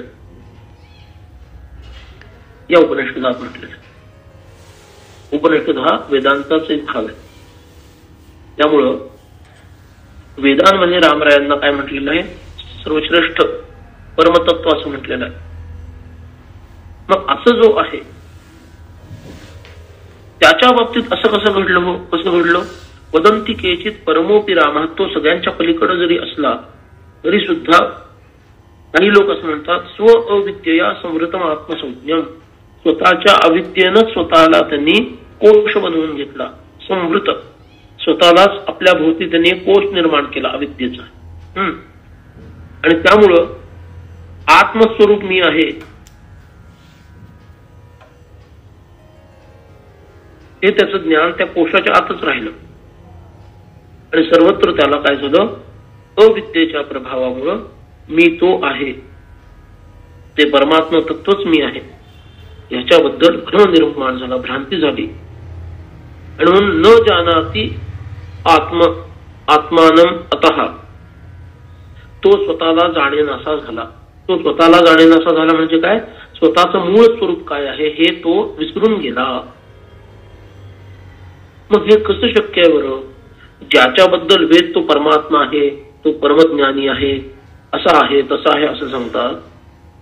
त्यानंच स्वतःच्या अविद्येनं स्वतःला बांधून घेतलं आणि मग तो स्वतःच न जानाती जानाती नात्मानमतः याचा फोड अशी करायची. जानाती नात्मानमतः याची फोड काय करायची? न जानाती आत्मानम अतः अशी करायची. न जानाती आत्मानम अतः. न जानाती म्हणजे जाणत नाही, तो स्वतःलाच विसरून गेला. हे कसं काय शक्य आहे हे मला समजत नाही. आणि जर तो जाणत होता असं कोणाचं म्हणणं असेल तर माझी शंका आता आहे का? म्हणून 14व्या श्लोकामध्ये भगवती प्रभूंच्या समोर आपली शंका स्पष्टपणे उपस्थित करत आहे. सुंदर भूमिका मांडली की नाही? इतकी सुंदर भूमिका मांडली. आता ती म्हणतीये आता माझी शंका आहे का? यदि स्म जानाति, जर तो जाणत होता. काही लोकांनी काय म्हटलंय ते सांगितलंच आहे. न जानाति आत्मानम अतः मागच्या 13व्या श्लोकामध्ये. पण जर तो जाणत असेल असं जर तुमचं म्हणणं असेल तर तुम्ही तर राम राम राम राम सारखे करत असता. मग तुम्हाला कदाचित हे पटणार नाही की ते जाणत नव्हते. मग तुम्ही म्हणाल तो जाणत, राम जाणत होते, ते कोण आहे? मग माझी शंका आहे का? काय शंका आहे? यदि स्म जानाति, जर ते स्वतःला जाणत होते, कुतो विलापः, मग विलाप का केला? सीता कृते अनेन कृतःपरेण. कोणत्याही तुच्छ माणसाने एखाद्या करावा, प्रापंचिक माणसाने कामक्रोधाने लिडबिडलेल्या सर्वसामान्य अशा विषयी पुरुषानं ज्याप्रमाणे पत्नीच्या वियोगामध्ये विलाप करावा तसा यानं कुतो विलाप, सीतेच्या संदर्भात सीता कृते, सीतेच्या संदर्भात विलाप केला. हे कसं काय? आणि जर तुम्ही म्हणाल नाही नाही तो विसरला ना, तेवढ्या पुरता तो विसरला म्हणून त्यांनी विलाप केला, असं जर तुमचं म्हणणं असेल, जानाति न एव, पुन्हा त्याची फोड अशी करायची. न एवं जानाति यदि, यदि न एवं जानाति, जानाति नैवं यदि केन सेव्यः, जर तो जाणत नव्हता म्हणजे विसरला स्वतःच्या स्वरूपाला, अगदी क्षणासाठी का असेना, तेवढ्या पुरता का असेना, जर तो विसरला, माझा प्रश्न असा, केन सेव्यः, मग तो पूजनीय कसा? सेव्य याचा अर्थ सेवा करण्यास योग्य. मग तो पूजनीय कसा? केन सेव्यः, कुठल्या गुणांमुळे तो सेव्य आहे? मोही सर्वैरपि जीव जातही, कारण तो सर्वसामान्य जीवांप्रमाणे, बाकीचे जीव जगतीवर जाऊ द्या, इतर माणसांप्रमाणे असा अर्थ आपण काढूया. इतर माणसांप्रमाणेच तो वागतोय. मग कशासाठी त्याच्या पुढे एवढं अगदी वंदन करा, त्याला पूजन करा त्याचं, आणि तो इतका परमात्मा आहे, अमुक आहे तमुक आहे, कसा का बरं म्हणायचं? आणि तुमच्यासारख्या इतक्या कामजयी देवानं, ज्यांनी कामदेवाला नष्ट केलं, स्वतः कामाला भस्म केलं, त्यानं कामी वाटावा अशा एखाद्या व्यक्तीला दिवस रात्र त्याचं भजन पूजन करावं, त्याची सेवा करण्याची इच्छा करावी. हे कसं काय बाबा? मला तर काही कोडच आहे मोठा, काही समजत नाहीये. ज्या अर्थी तुम्ही त्यांची पूजा करतात त्या अर्थी ते कोणतरी महानच आहेत, याबद्दल माझ्या मनात शंका नाही. पण मग हे असं दिसतं, त्याच्याबद्दल त्याचं उत्तर काय? हे जे कोड आहे ते मला कळत नाहीये. म्हणजे शिवांच्या बाबतीत तिच्या मनामध्ये शंका आहे असं नाही, रामांच्या बाबतीत ही शंका आहे असं नाही.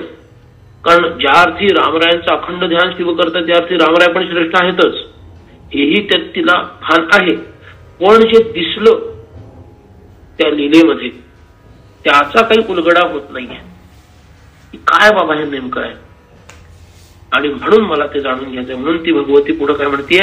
अत्रोत्तरम किम विदितम भवद्भिः तद्ब्रूतमे संशय भेदी वाक्य. म्हणून हे प्रभू, माझ्या मनातील संशय नष्ट करणारा असं दिव्य वाक्य, ते दिव्य शब्द तुमच्या मुखातून ते झरावेत आणि ते माझ्या कर्णपुटामध्ये शिरावेत आणि त्या माध्यमातून बुद्धीच्या योगानं हृदयापर्यंत पोहोचावेत अशी माझी इच्छा. अत्रोत्तरम किम विदितम, जे ज्ञात आहे, विदित म्हणजे जाणलेलं, ज्ञात असलेलं, भगवतीही आपणास जे ज्ञात आहे ते सर्व भूत मे आपण मला सांगावं आणि त्या योगानं माझे सर्व संशय नष्ट करावेत, अशी भूमिका पार्वती मातेने इथं मांडली. आणि इथं पार्वती माता मौन झाली, कारण आता देवदेवेश्वर शिवांची वाणी ऐकण्याची तीव्र तळमळ तिच्या हृदयामध्ये जागृत झालेली आहे. तेव्हा एवढं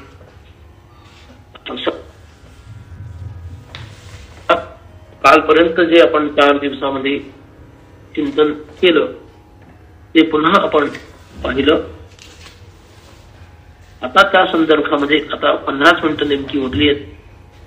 आता त्या संदर्भामध्ये काही प्रश्न असेल, विशेष करून लीनाताईंनी हा मुद्दा उचलून धरला होता, त्यांना प्राधान्य देऊया. एवढं तरी त्यांनी सांगावं, प्रश्न उरले नाहीत बुवा, मला सगळं आता लक्षात आलं, तरी भरपूर झालं. नाही तर काय प्रश्न आहे तो मांडावा. आज आल्यात की नाही आल्या? आले. बोला माऊली, काय प्रश्न आहे तुमचे? तुम्हाला नमस्कार बुवा. श्रीराम. नमस्कार श्रीराम.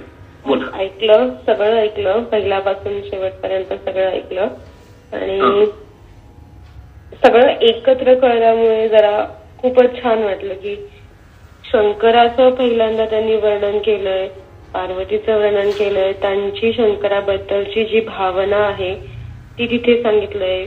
भक्तीपोटी पत्नी म्हणून आहे असं नाही, तर भक्त म्हणून त्यांनी त्यांच्या शंकांचं निरसन करावं.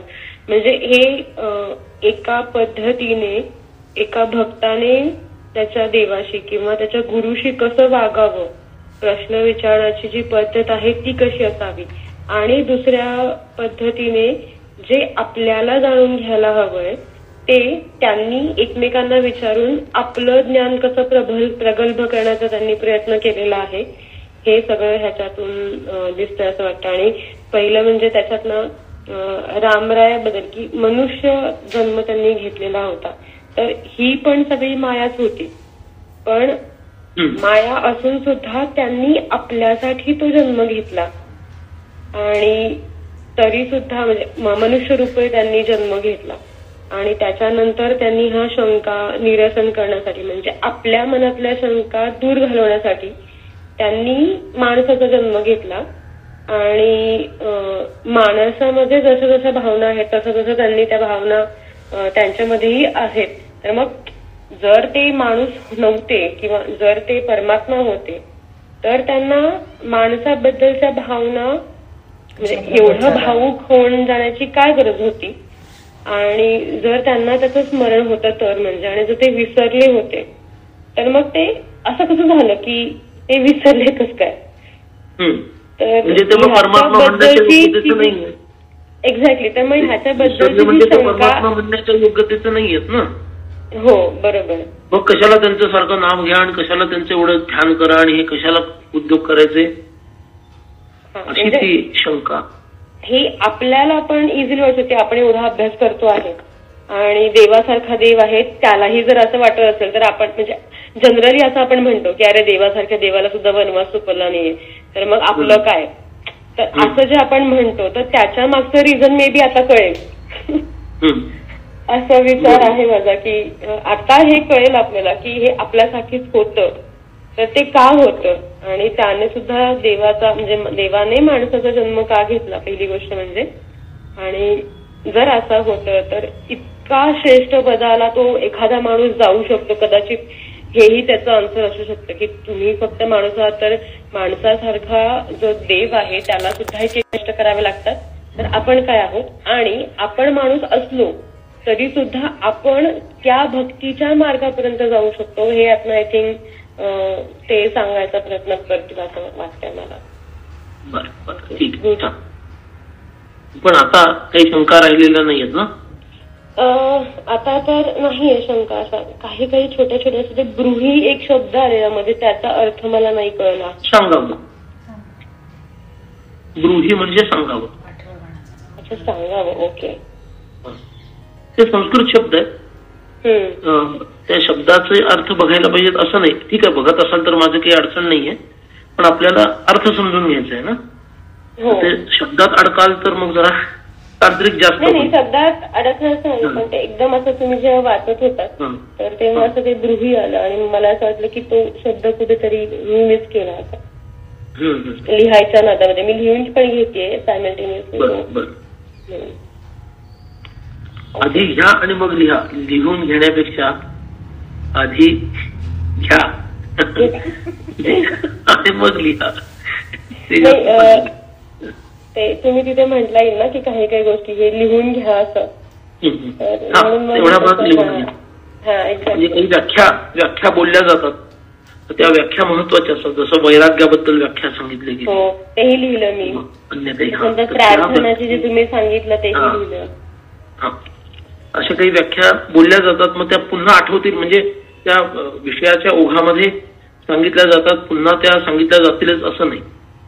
त्यामुळं त्या पद्धतीनं ते लिहिलेलं जास्त चांगलं. छान. आता अजून एक विचार माझ्या मनात होता की जे आपण असं म्हणतो की मनात मलिन्य न येऊ देता, तर मलिन्य म्हणजे कुठल्या प्रकारचं? मालिन्य, मनोमालिन्य. मालिन्य करेक्ट.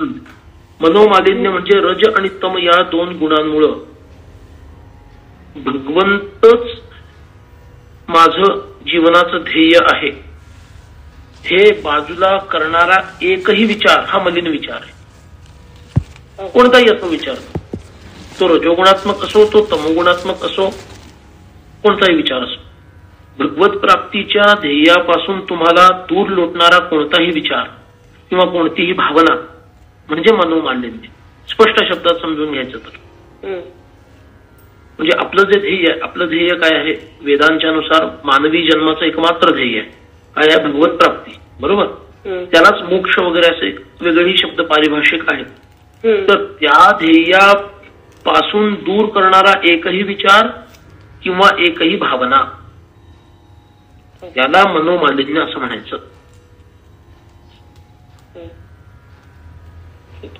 मालिन्य म्हणजे काय? मळणे. मराठीत आपण मळणे म्हणतो ना, कपडे मळले आहेत. तर मळणे संस्कृत मधला मल शब्दापासून आलेला तो शब्द. मल म्हणजे कचरा, घाण. बरोबर बरोबर. तर ते त्याची मला इन जनरल म्हणजे असं कळलं की मनोमालिन्य म्हणजे मनातली घाण किंवा मनातला मळ. पण त्याचा इथला मळ म्हणजे नेमकं काय? मनातला मळ म्हणजे तरी नेमकं काय? आपल्याला कानातला मळ कळतो, पण मनातला कुठं कळतो? मनातला मळ म्हणजे जेव्हा तुम्ही भगवत प्राप्तीचं ध्येय निश्चित करता की मला या जन्मात भगवत प्राप्ती करायची आहे, हे ध्येय जर तुमचं निश्चित झालं, जर झालं म्हणजे तुमच्यात मुमुक्षुत्व आलं, ते ध्येय एकदा निश्चित झालं की त्याच्यानंतर पुढच्या जीवनामध्ये एकही विचार की जो त्या ध्येयाला आडवा घालेल किंवा त्या ध्येयापासून तुम्हाला च्युत करेल, दूर लोटेल, तो एकही विचार किंवा एकही भावना की जी भावना तुम्हाला भगवत भक्तीपासून दूर लोटेल, ती एकही भावना ते मनोमालिन्य आहे. ठीक आहे. अजून काही प्रश्न? आधी तुमचं पूर्ण करून मग इतरांना विचारू. आज तुम्हाला पहिला नंबर. सांगा अजून काही आहे? ते आणि वेदांनी ज्याला सर्वश्रेष्ठ म्हटलं तर ते रामपूर्व तापी उपनिषद. बरोबर ना? रामपूर्व तापिनी उपनिषद, तापिनी उपनिषद असा होतो. आणि उत्तर तापिनी उपनिषद अशी उपनिषद आहे. त्याच्यात राम तत्व, रामनाम, रामनाम, राम काय आहे ह्याचं सगळं वर्णन आहे. राम रहस्य पण आहे त्याच्यामध्ये. आता हे राम हृदय जसं आहे, पण हा पौराणिक भाग आहे. तो रामरहस्य हा वैदिक भाग आहे, त्याच्यामध्ये पण आलेला आहे. तसंच मग नरसिंहाचं पण आहे तापिनी उपनिषद, नरसिंहांच्या बद्दल आहे. कृष्ण तापिनी आहे. अशी उपनिषद आहेत की त्यामध्ये ती तत्व सांगितलेली.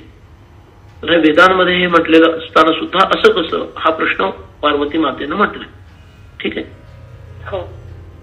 हा ठीक आहे. हो ठीक आहे. झालं. हा छान. आणि कुणाला काही प्रश्न आहेत?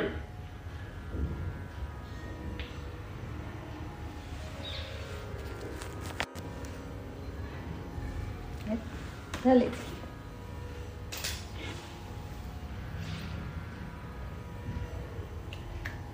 आणखी कोणी आहे का? हा, सोनी कोणी आहे? सोनींनी हात वर केलाय. तुम्हाला बोलायला परवानगी दिली.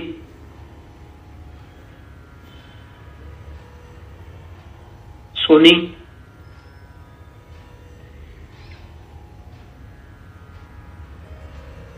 आवाज येतोय? येतो बोला.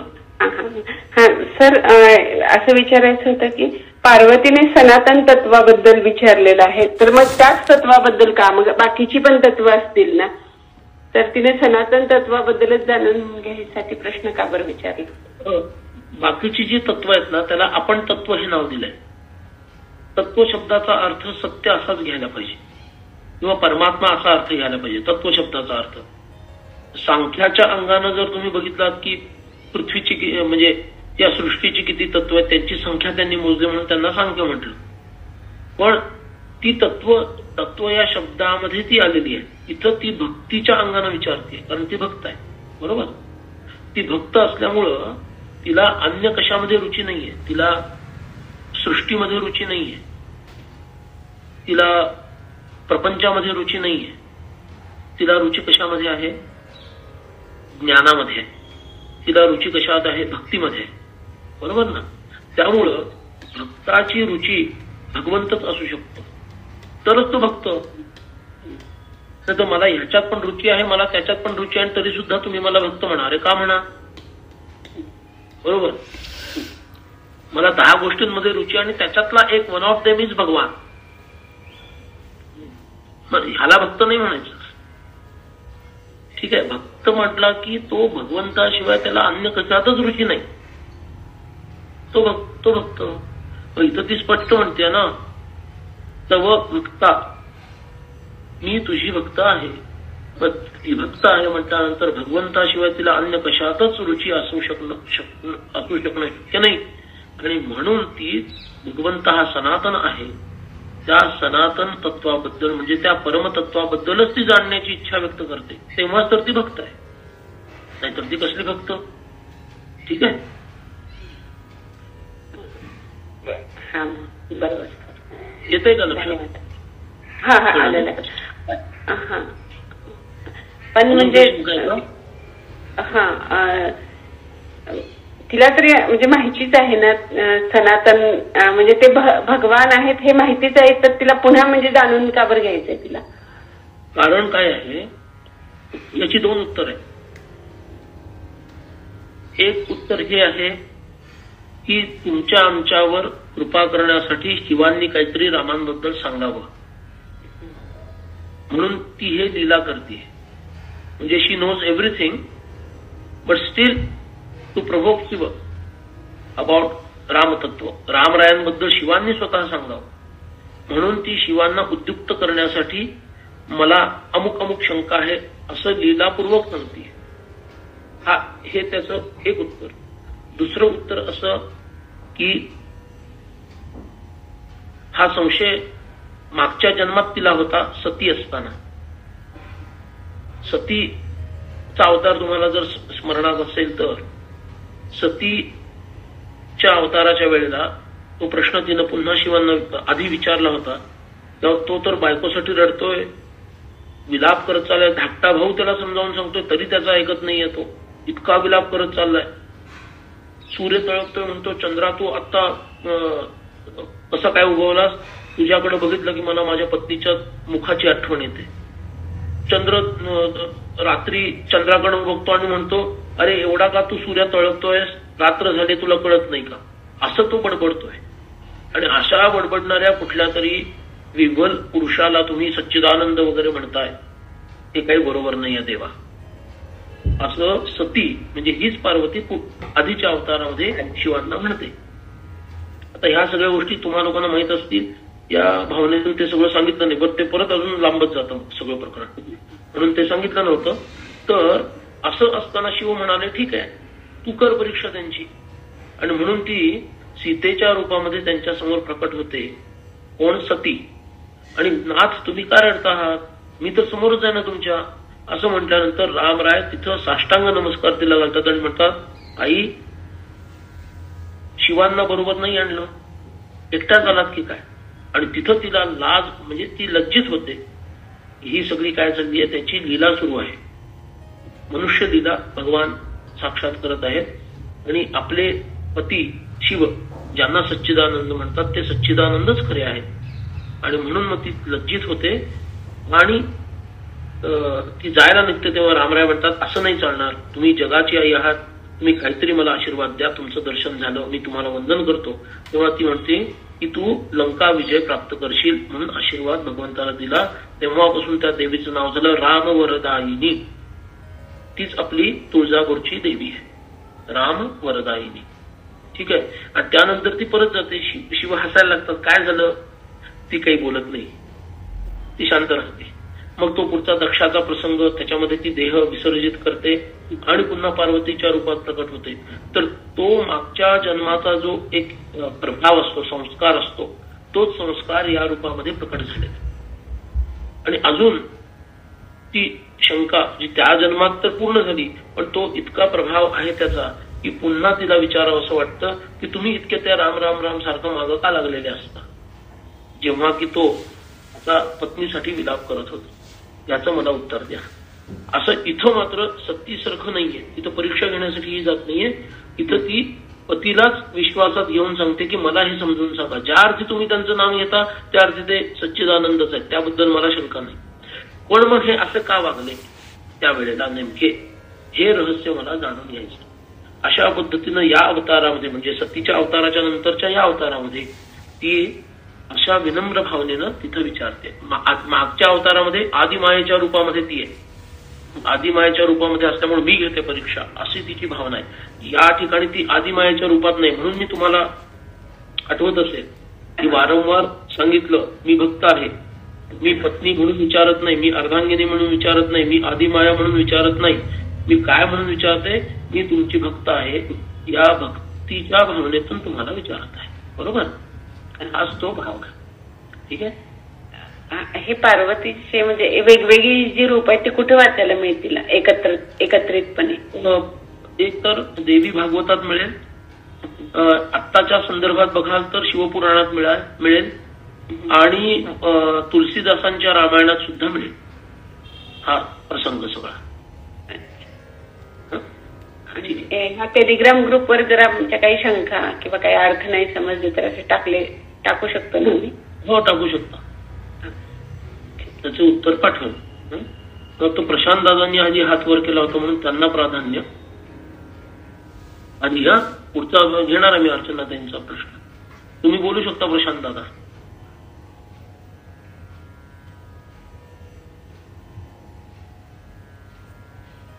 बोला प्रशांत दादा.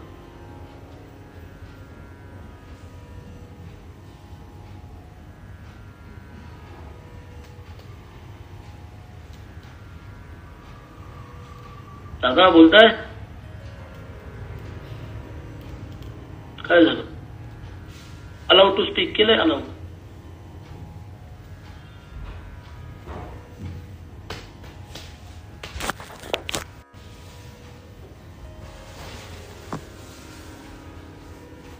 तुमचा आवाज नाही येत आहे. You can speak now.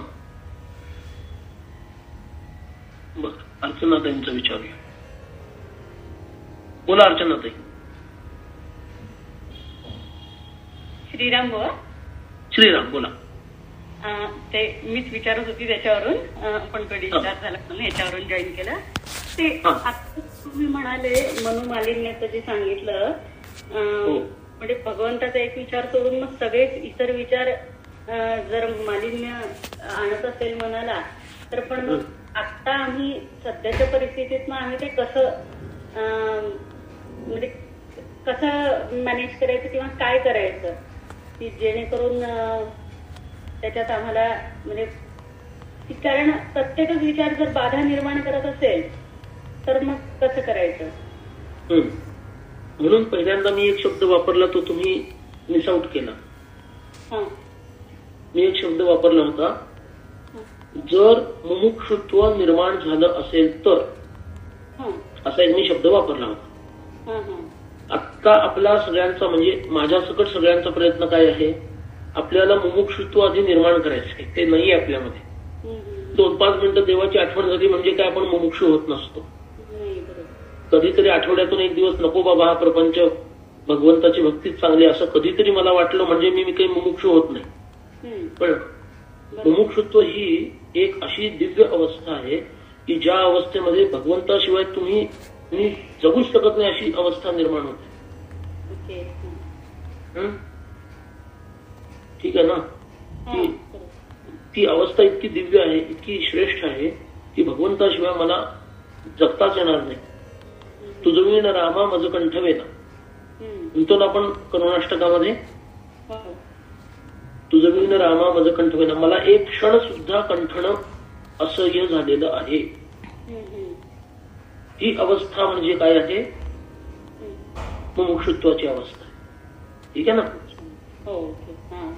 किंवा कंठी प्राण आले असं म्हटलं जातं.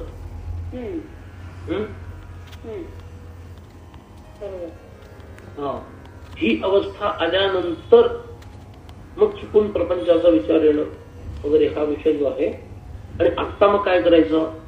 आता आपल्या प्रपंचामध्ये मी किती रुतलेली आहे किंवा रुतलेला आहे ते आधी अनालाइज करायचं. आणि त्याच्यातून वर निघण्यासाठी जो काही प्रापंचिकच विचार कराल तो सुद्धा परमार्थालाच मदत करणारा ठरणार आहे. का तर तुम्ही रुतलेला असल्यामुळे त्याच्यातून बाहेर येण्याचा प्रयत्न करताय. म्हणजे त्याच्यातून काही दिवस तरी तुम्हाला त्या चिखलाशी डील करावं लागेल ना. जोपर्यंत त्या चिखलात तुम्ही रुतलेले आहात, जोपर्यंत पूर्ण बाहेर येत नाही आणि बाहेर आल्यानंतर सुद्धा जोपर्यंत अंगावरचा कपड्यांवरचा चिखल दूर करत नाही तोपर्यंत you have to deal with that. त्यामुळं त्या चिखलरूपी प्रपंचाशी असा कुठलाही डील तुम्ही केला म्हणजे अशा पद्धतीनं त्या प्रपंचाशी वागला म्हणजे प्रपंचामध्ये अशा पद्धतीनं राहिला की प्रापंचिकच काम आहे पण ते तुम्हाला प्रपंचापासून हळूहळू दूर करताय, सोडवत आहे. तर ते सुद्धा आजच्या स्थितीमध्ये मालिन्य दूर करणार नाही की नाही. बरोबर. फक्त हे तपासायला हवं की ते प्रापंचिक काम प्रापंचिक जरी असलं तरी त्याच्यात मी रुतणार हे काम आहे की मला हळूहळू बाहेर काढणारं काम. हे मात्र विवेकानं आपण तपासत राहायला हवं. म्हणून तो निष्काम कर्मयोग जो सांगितला ना गीतेमध्ये आधी, तुला ज्ञानाचा अधिकार नाहीये, तुला कर्माचा अधिकार आहे. का? तुला मुमुक्षुत्वच नाहीये तर काय तुला ज्ञानाचा अधिकार येणार आहे? आधी कर्म नीट कर, मग पुढचं बघूया. आधी कर्म नीट करायला शिक. ते कसं नीट करायचं? फलाचा त्याग कर, कर्मामध्ये तुझा अधिकार आहे तेवढं कर. आणि तेही विहित पाहिजे. कुठलं तरी कर्म करत बसू नको. बरोबर ना. म्हणजे मी जर टोल वाजवायचं मला काम दिलं असेल शाळेमध्ये तर मी टोल वाजवायचं काम केलं पाहिजे. मी काही केबिन मध्ये बसून आपल्या मुख्याध्यापकाच्या खुर्चीत बसून काहीतरी ऑर्डर देऊन चालेल का? मला नाही करणार. का? माझं विहित कर्म टोल वाजवणे. त्या शिपायाचं काम मला दिलं, मी शिपायाचं काम करणार. ते नीट केलं पाहिजे. आणि मी जर मुख्याध्यापक असेल तर मुख्याध्यापकाचं काम मी नीट केलं पाहिजे. मी उभी टोल वाजवायला गेलो तर ते बरोबर नाही. राईट. म्हणून ते कर्म आधी कर्माच्या योगानं तरी आपण चित्त शुद्ध होऊ दे आपलं. आणि मग हळूहळू मग ते मुमुक्षुत्व आमच्यामध्ये येईल ना. त्याच्या आधी कसं काय येईल? म्हणून आपण खूप विवेकानं प्रपंचातली कामं सुद्धा विवेकानं केली पाहिजेत जेणेकरून त्या चिखलातून मी बाहेर येत आहे. आत रुतत तर नाहीये, बाहेर येत आहे. आणि पूर्ण बाहेर आल्यानंतर स्वच्छ पाण्यानं स्नान केलं, कपडे स्वच्छ बदलले किंवा धुतले, then I am ready for next step. ठीक आहे. ओके. हो. श्रीराम. प्रज्ञाताई बोला, काय म्हणणं आहे तुमचं?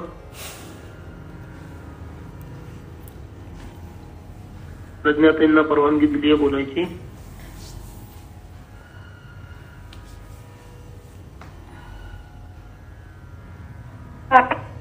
नाही, माझा प्रश्न ह्याच संदर्भात होता.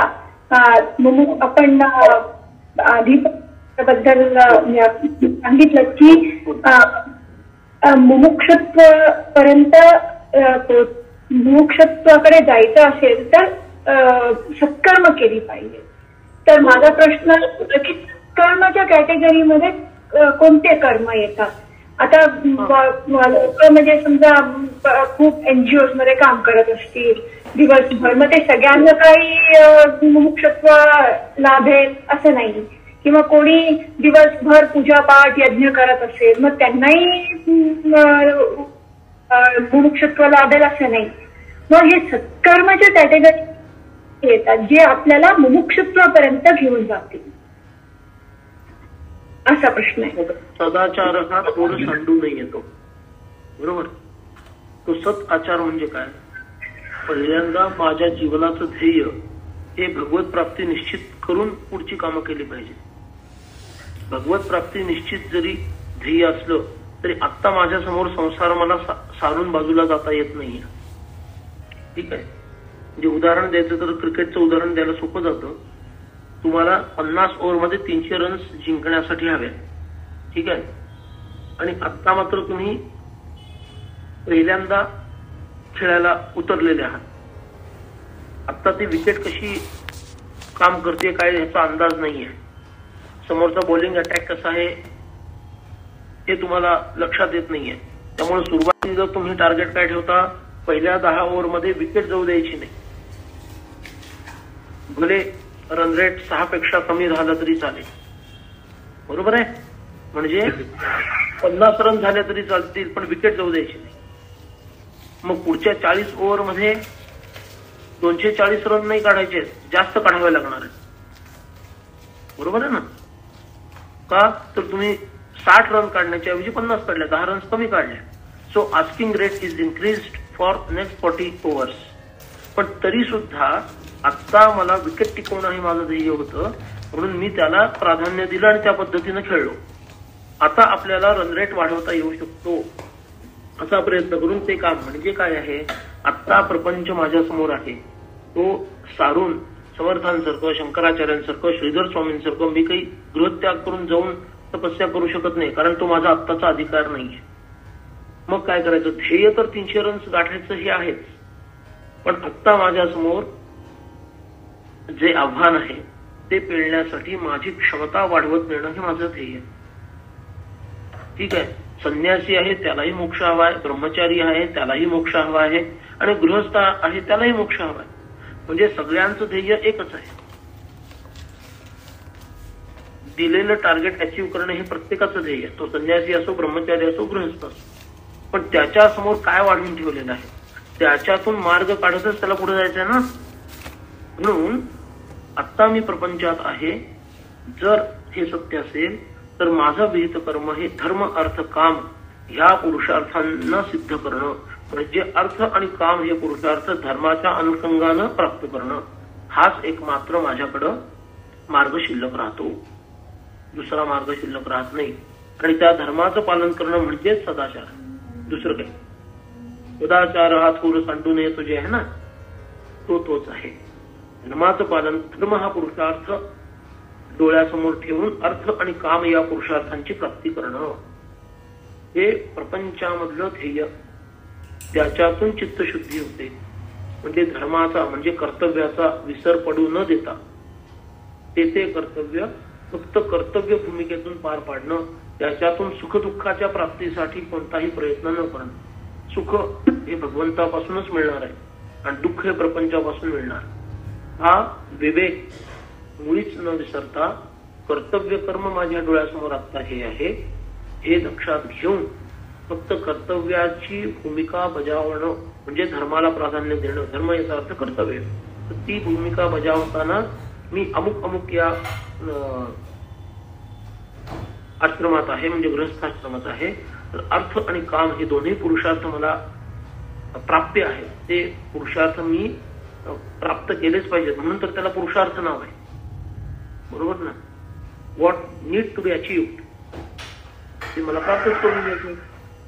म्हणून ते धर्माला धरून करायचं म्हणजेच काय कर्तव्याला धरून करायचं. म्हणून सत्कर्म म्हणताना सुद्धा प्रपंच सुखाचा विषय नाही हे पक्क डोक्यात ठेवून कर्तव्य करत राहणं म्हणजे सत्कर्म झालं. एनजीओज वगैरे जी काही उदाहरणं तुम्ही दिली त्याच्यामध्ये प्रपंच सुखाचा नाही हा भाव त्यांच्यामध्ये असत नाही. बरेचसे एनजीओ वाले तर देवही मानत नाही. त्यामुळे तो विषय त्यांचा तिथं विचारात घेणं उचित होणार नाही. प्रपंच सुखाचा नाही परमार्थच सुखाचा आहे आणि माझ्या जीवनाचं उद्दिष्ट परमात्माच आहे, भगवंतच आहे. तात्पुरता हा प्रपंच माझ्या डोळ्यासमोर गृहस्थाश्रम जोपर्यंत आहे तोपर्यंत ठेवलेला आहे. म्हणजे वयाच्या 50 फार तर 60 पर्यंत आहे. म्हणजे आपल्या पुढच्या पिढीचे लोक विवाहित जोपर्यंत होत नाहीत आणि आपल्या पायावर उभे राहून पुढचा आश्रम स्वीकारत नाहीत तोपर्यंत माझं कर्तव्य त्यांच्या प्रती आहे. ते एकदा मी यथायोग्य पूर्ण केलं की मग मी आणि माझा भगवान, बाकी कोणीही अधिक त्याच्यावर ठाम विश्वास नसला पाहिजे. नाही तर अवतीभोवती लोक तर हेच म्हणतात की लोक तर असं की हे काय तुम्ही सांगताय म्हणजे प्रपंच दुःखी म्हणजे निगेटिव्ह आउटलुक नका घेऊ असंच असतं लोकांना. म्हणजे काय माहितीये का, दारू पिणारा माणूस हे सांगतोय तुम्हाला की अरे काय तुम्ही दारू पित नाही, तुम्ही निगेटिव्ह बघता त्याच्याकडं. ठीक आहे, स्मोकिंग करणारा माणूस तुम्हाला हे म्हणतोय की काय तुम्ही स्मोकिंग करत नाही राव, काय एन्जॉयमेंट आहे त्याच्यात. तसं दारू आणि स्मोकिंग किंवा चरस गांजा याच्यापेक्षाही जास्त नशा प्रपंचाची, लक्षात घ्या. ठीक आहे ना. त्यामुळे जे जे प्रापंचिक तुम्हाला निगेटिव्ह म्हणतात ना त्यांना तुम्ही दारुड्या किंवा गांजा पिणारा माणूस त्याच्यापेक्षाही खालच्या लेवलचं समजा. हा प्रपंचाच्या नशा एवढी नशा त्या चरस गांजाची सुद्धा नसते, एवढी नशा त्या प्रपंचाची. आणि जे त्याची ऍडव्होकेसी करतात त्याच्याकडे नकारात्मक बघू नका वगैरे वगैरे वगैरे हे जे करतात ते त्या प्रपंचाचा गांजा घोटून प्यालेले लोक आहेत. त्यांना त्यांचं भोग भोगू दे, आपण आपलं काम करत राहायचं. म्हणून परमार्थातला एक महत्वाचा नियम हा आहे, सबसे बडा रोग क्या कहेंगे लोग. ठीक आहे, परमार्थामध्ये हा सगळ्यात महत्वाचा मूल मंत्र लक्षात ठेवा. सबसे बडा रोग क्या कहेंगे लोग. इथं कोण काय म्हणतं त्याला बघायचंच नाही. तुकोबांचा एक अभंग आहे ना, सत्य असत्यासी मन केले ग्वाही मानियले नाही बहुमता. हे काही लोकतंत्राचा विषय नाही हा.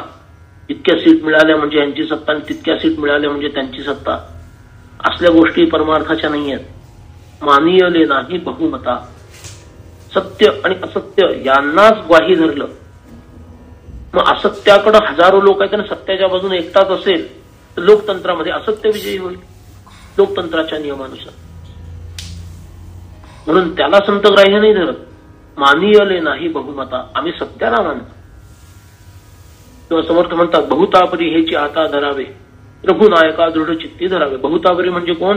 ज्यांनी बहुत तप केलं, ज्यांनी बहुत भक्ती केली, ज्यांनी बहुत साधना केली, ज्यांनी बहुत ज्ञान प्राप्त केलं, असे जे बहुतापरी म्हणजे महापुरुषांच्या प्रमाणे, महानुभावांच्या प्रमाणे हेची आता धरावे रघुनायका दृढ चित्ती धरावे. त्यामुळं परमार्थामध्ये संत काय म्हणतात, ग्रंथ काय म्हणतात हे प्रमाण आहे. ऐरे गैरे नथू खैरे काय म्हणतात त्याला काडीचंही प्रमाण नाही. भले ते तुमच्या घरातीलच लोक का असे ना. ही भावना स्पष्ट मनामध्ये स्पष्ट ही भूमिका व्हायला पाहिजे. नाहीतर मी जे काही करतो त्याचा काहीच उपयोग नाही. ठीक आहे, इथं प्रमाण संत आहेत, इथं प्रमाण ग्रंथ आहेत, इथं प्रमाण अमका आणि तमका कोणी नाहीये. ठीक आहे, खूप छान सांगितलं. आणखी कोणाचा काही प्रश्न आहे का?